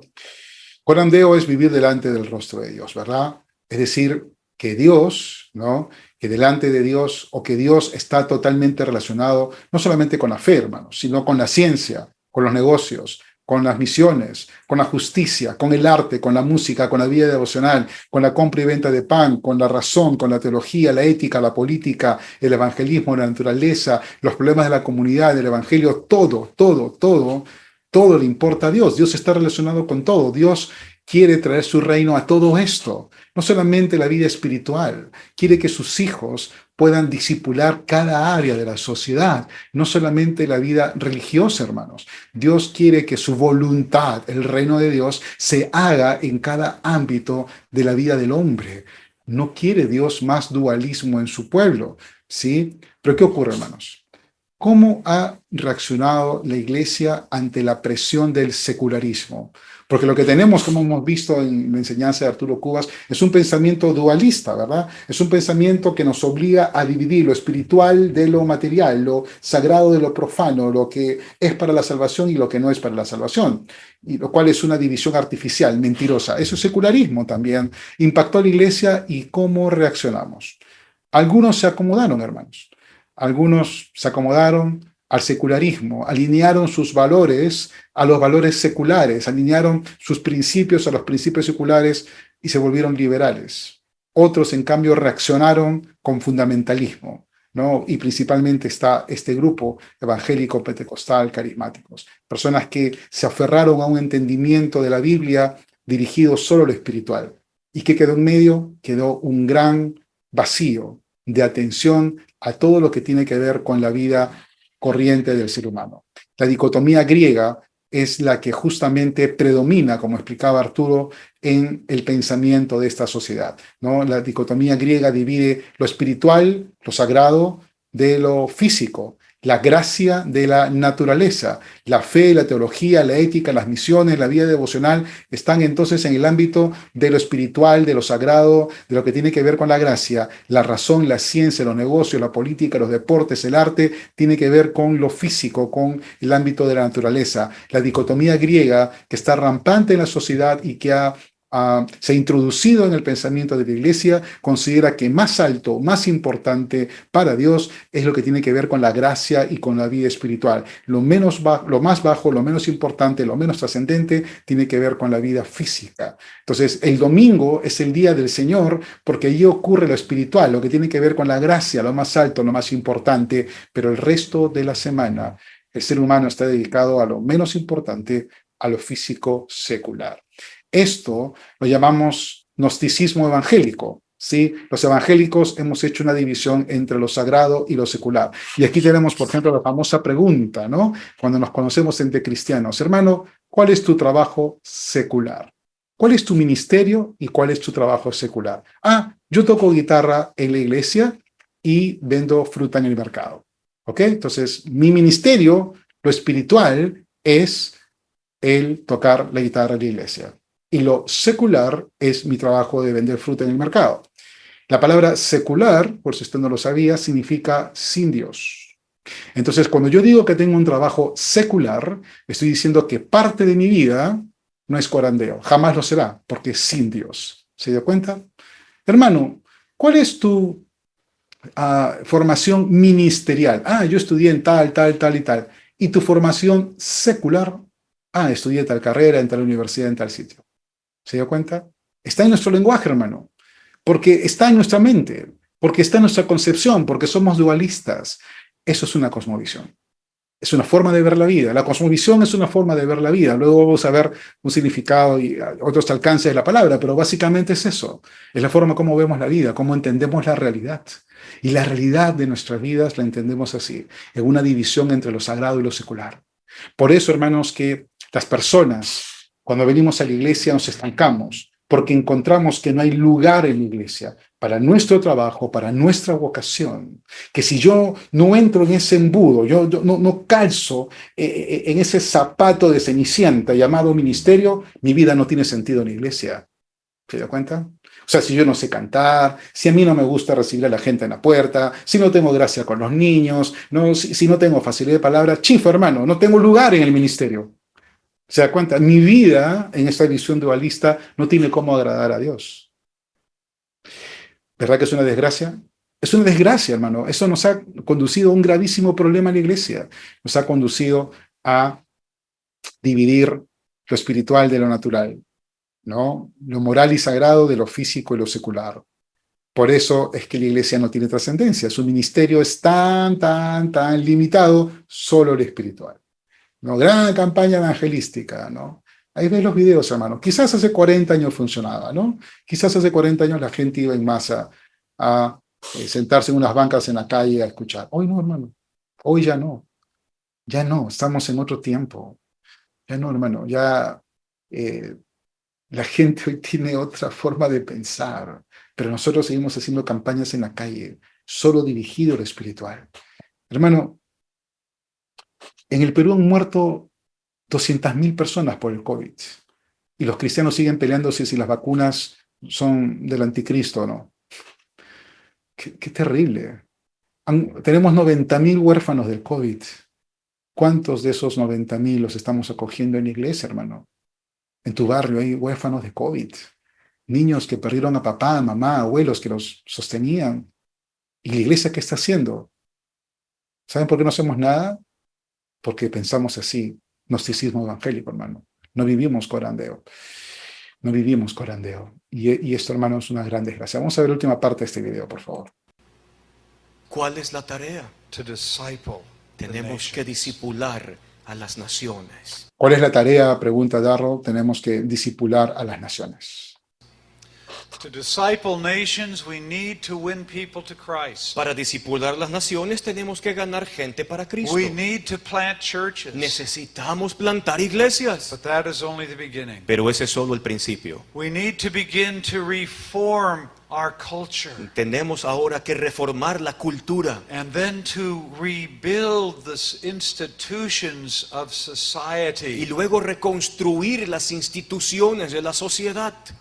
If there is a culture of corruption, Si hay una cultura de corrupción, that culture needs to be changed. esa cultura tiene que ser cambiada. There needs to be a growing culture of justice. Necesita haber una cultura creciente de justicia. Do people ask for bribes in this nation? ¿La gente pide aquí sobornos en esta nación? But as God's people Pero como el pueblo de Dios refuse to pay bribes no pague sobornos and do not ask for y bribes, tampoco pida you sobornos. begin to change the culture. Cuando hace eso, usted comienza a cambiar la And the cultura. culture has to be Y la changed cultura tiene que ser from a cambiada culture of de corruption una cultura de corrupción to a culture of justice. a una cultura de justicia.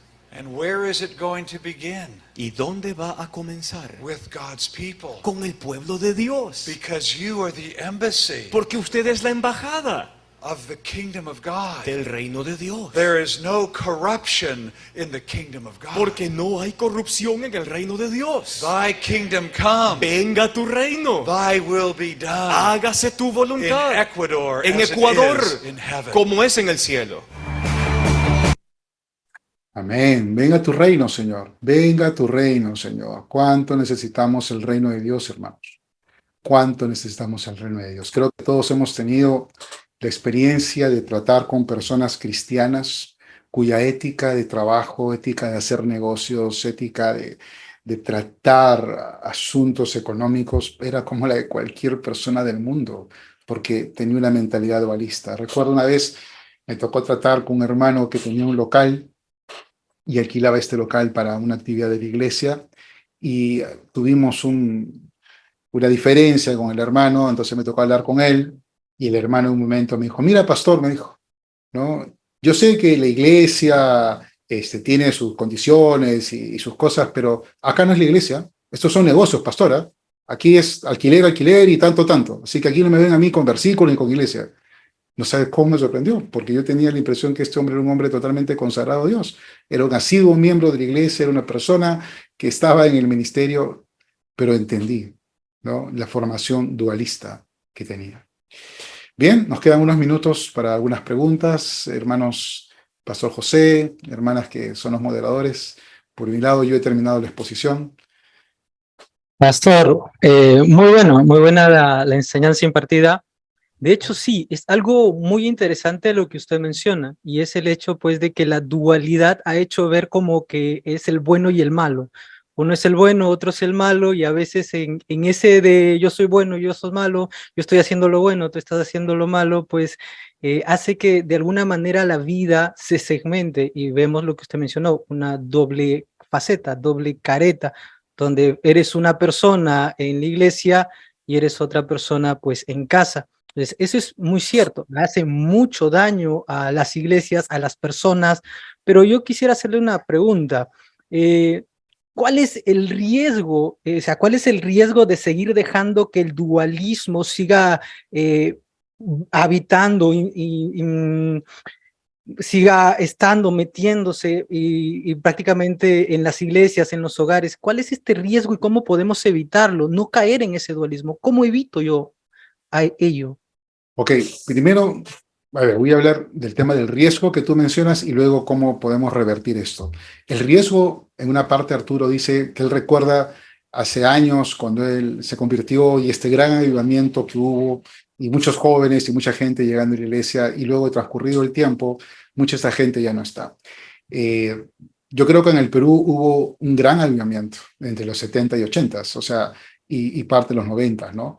Pero yo creo que los pastores que están presentes aquí coincidimos en que ya hace quizás unos 10 años, por no decir 20 años, quizás desde la década del nuevo siglo, ya no se ve el mismo crecimiento exponencial que tenía la iglesia. El crecimiento, si es que hay, es mucho más lento, por no decir que ha habido un estancamiento del crecimiento numérico, estoy hablando de la iglesia.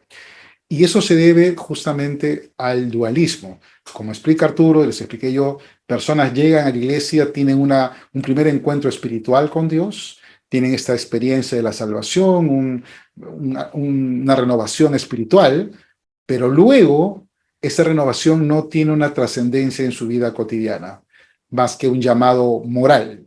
Pero no hay un Entonces, lo que usted dice, pastor, es que el dualismo nos vuelve insensibles.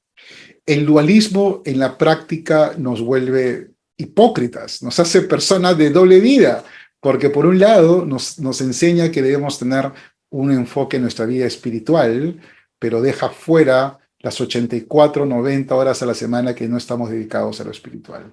Entonces, lo que crea es una muerte, o sea, la muerte que tenemos en nuestra vida cotidiana prosigue, porque lo espiritual no llega a alcanzar lo cotidiano, y ahí muere todo. Entonces la gente se queda por necesidad espiritual, por costumbre, porque hace grupo, los que se quedan, y los que no hacen grupo ni se identifican se van a buscar otra experiencia espiritual o simplemente al mundo. ¿Y cómo es esto? Porque esto tuvo un inicio, tuvo que haberse originado en algún punto. Usted menciona pues que hubo un punto en la historia donde hubo tal avivamiento, donde creció exponencialmente la iglesia como tal, pero en algún punto pues cayó en ese estado muerto donde el dualismo comenzó a formar parte de la vida. ¿Cómo es que esto puede llegar a ocurrir? O sea, de estar en lo alto, en lo top, donde parece que estamos pues yendo hacia lo correcto, hacia el camino correcto, hacia la meta correcta. ¿Cómo es que llega a entrar el dualismo a la vida de las personas? ¿Cuál es el punto de quiebre? Lo que pasa es que el dualismo es parte de una cosmovisión griega que es, como dijo Arturo, es rampante en la sociedad occidental. Mira, cuando leemos en el Nuevo Testamento las advertencias de Pablo y Juan son los dos discípulos que más escriben previniendo a la iglesia acerca de las cosmovisiones contrarias a la fe cristiana. Pablo escribía mucho sobre los falsos judaísmos, los judaizantes, ¿verdad?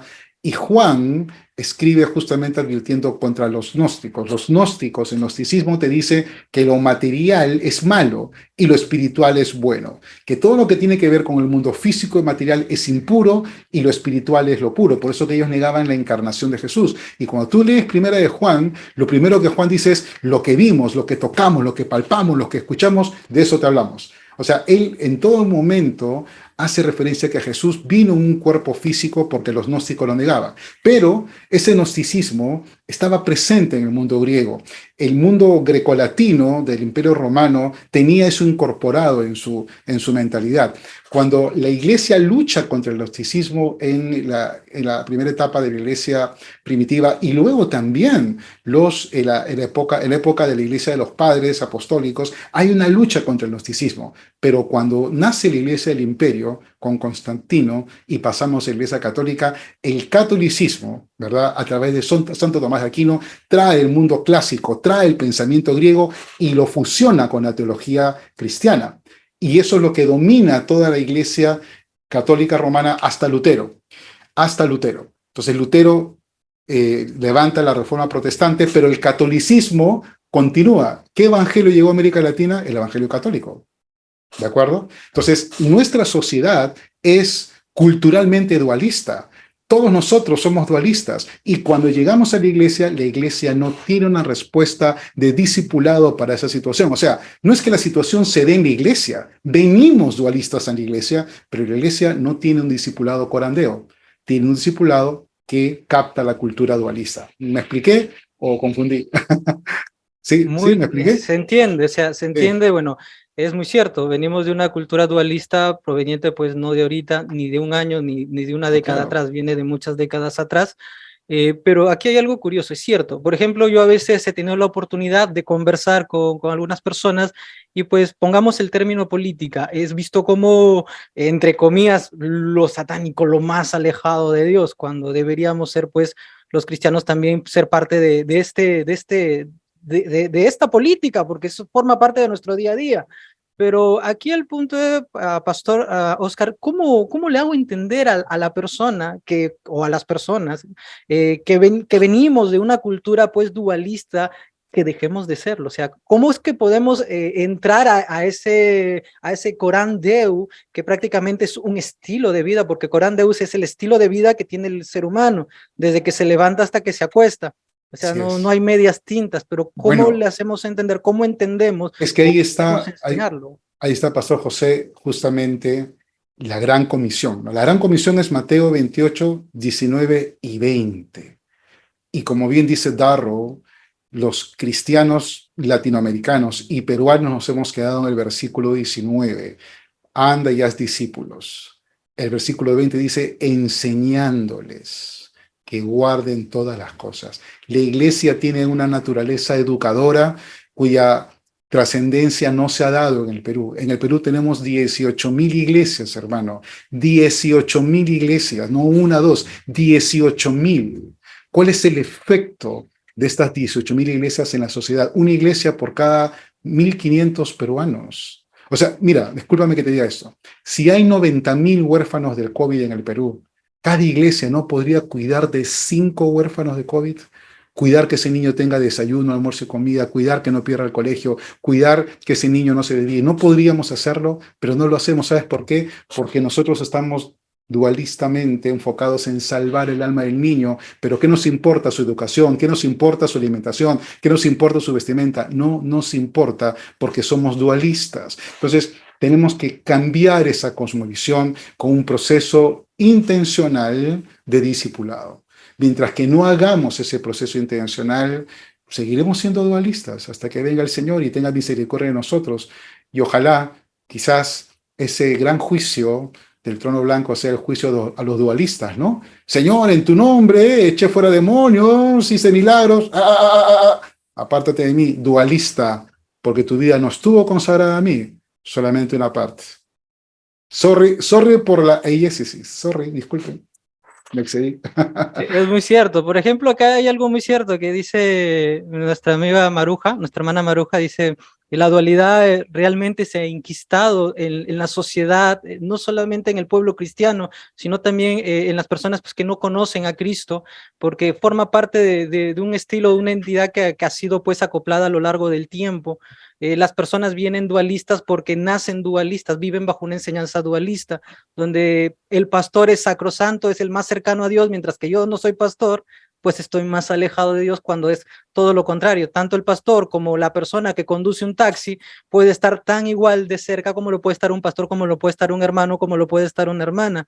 Entonces el dualismo sí realmente se ha enquistado y realmente es preocupante porque si uno quiere ver pues el pueblo de Dios crecer, personas pues siendo ganadas para Cristo, es pues dejando de menospreciar a aquellas personas que realmente están viviendo un día a día duro. Muchas personas mueren de COVID o murieron de COVID, muchas personas están muriendo actualmente mientras tenemos esta reunión, y muchas veces es el mismo pueblo cristiano, el indolente, pues que a veces no se faja y se pone a la brecha con las habilidades que tiene: doctor, enseñanza, economista, financiero, contador. Entonces todo ello es un todo, o sea, todo debe sumar para hacer mejor y más grande el Corán Deum, que básicamente es ello. Algo que me decían bastante de pequeño, y aún de grande me lo mencionaban, era que nosotros aprendemos más de lo que vemos que lo que decimos. Entonces, y pues pongamos el tiempo en una iglesia es de 2 horas, pongamos, seamos positivos, son 4 horas, así siendo recontra positivos porque te fuiste un domingo toda la mañana, pero realmente estamos más tiempo afuera de una iglesia que dentro de una iglesia, y la gente lo que ve pues es lo que más tiempo estás haciendo. Entonces, ¿qué estamos haciendo fuera de la iglesia? Pues creo que ese es el punto de quiebre que debemos pues de algún modo retomar lo que se estaba perdiendo o que no teníamos, y volverlo a ser parte de nosotros, que es realmente vivir una vida en santidad, haciendo pues todo como le agrada a Dios. O sea, desde que te levantas, algo decía, tú cocinas como para Dios, tú ¿cómo se llama? Conversas y saludas al panadero como para con el Señor. Entonces tú vas, había la misionera Celia, decía, tú vas al baño Y también ahí está Así el es. coraneo, porque Amén. abarca todo. Amén. Pero Es ¿sabes así, una cosa, pastor. pastor? Escúchame, y quisiera darle paso también al hermano Douglas y al hermano Saúl que están con la mano levantada, solamente 30 segundos. Pasa con esto de vivir para Dios lo que pasa con la lectura bíblica. Los pastores siempre estamos hablando desde el púlpito, lee tu Biblia, lee tu Biblia, lee tu Biblia, pero no consideras algo. En el Perú, el 70% o 75% de los peruanos son analfabetos funcionales. No entienden lo que leen. Entonces, abrimos nuestra sacrosanta Biblia Reina Valera 1960, que tiene el español del siglo de oro, del siglo XVI, ¿verdad? Y no entendemos. Pero nadie en la iglesia nos enseña cómo leer la Biblia, nadie nos enseña métodos para interpretarla, nadie nos enseña el método inductivo, nadie nos enseña, solamente como hacían los fariseos antiguamente, ponemos la carga sobre la persona, lee la Biblia. Igual pasa con el dualismo, ¿no? Cocina para el Señor, maneja para el Señor, haz negocio para el Señor, pero enséñame a hacerlo. Yo no sé hacerlo. Yo cocino renegando, yo hago negocios tratando de ganar plata, yo conduzco escapándome de los hombres amarillos. Enséñame. No sé hacerlo, no está en mí. No hay esa capacidad. Pastor Como José. pueden ver, hemos tenido un tiempo muy, pero que muy bueno, pues nos ha abierto el panorama en relación a lo que tiene que ver con esto del dualismo y lo inquistado que está, y sobre todo el desafío de poder sacarlo de la vida que ha venido formando a lo largo de todo este tiempo.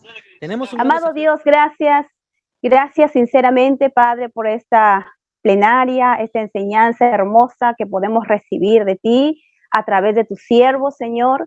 Oh Dios, rogamos, Padre, de lo más alto y lo más profundo de nuestro corazón, que puedas, Señor, nutrir nuestra alma como lo estás haciendo día a día.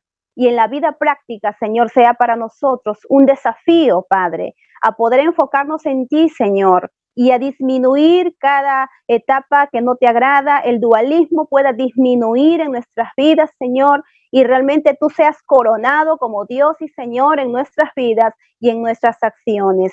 Guarda y bendice a tus siervos, Señor, y a cada uno de tus hijos, Señor, en el nombre de Cristo Jesús. Amén.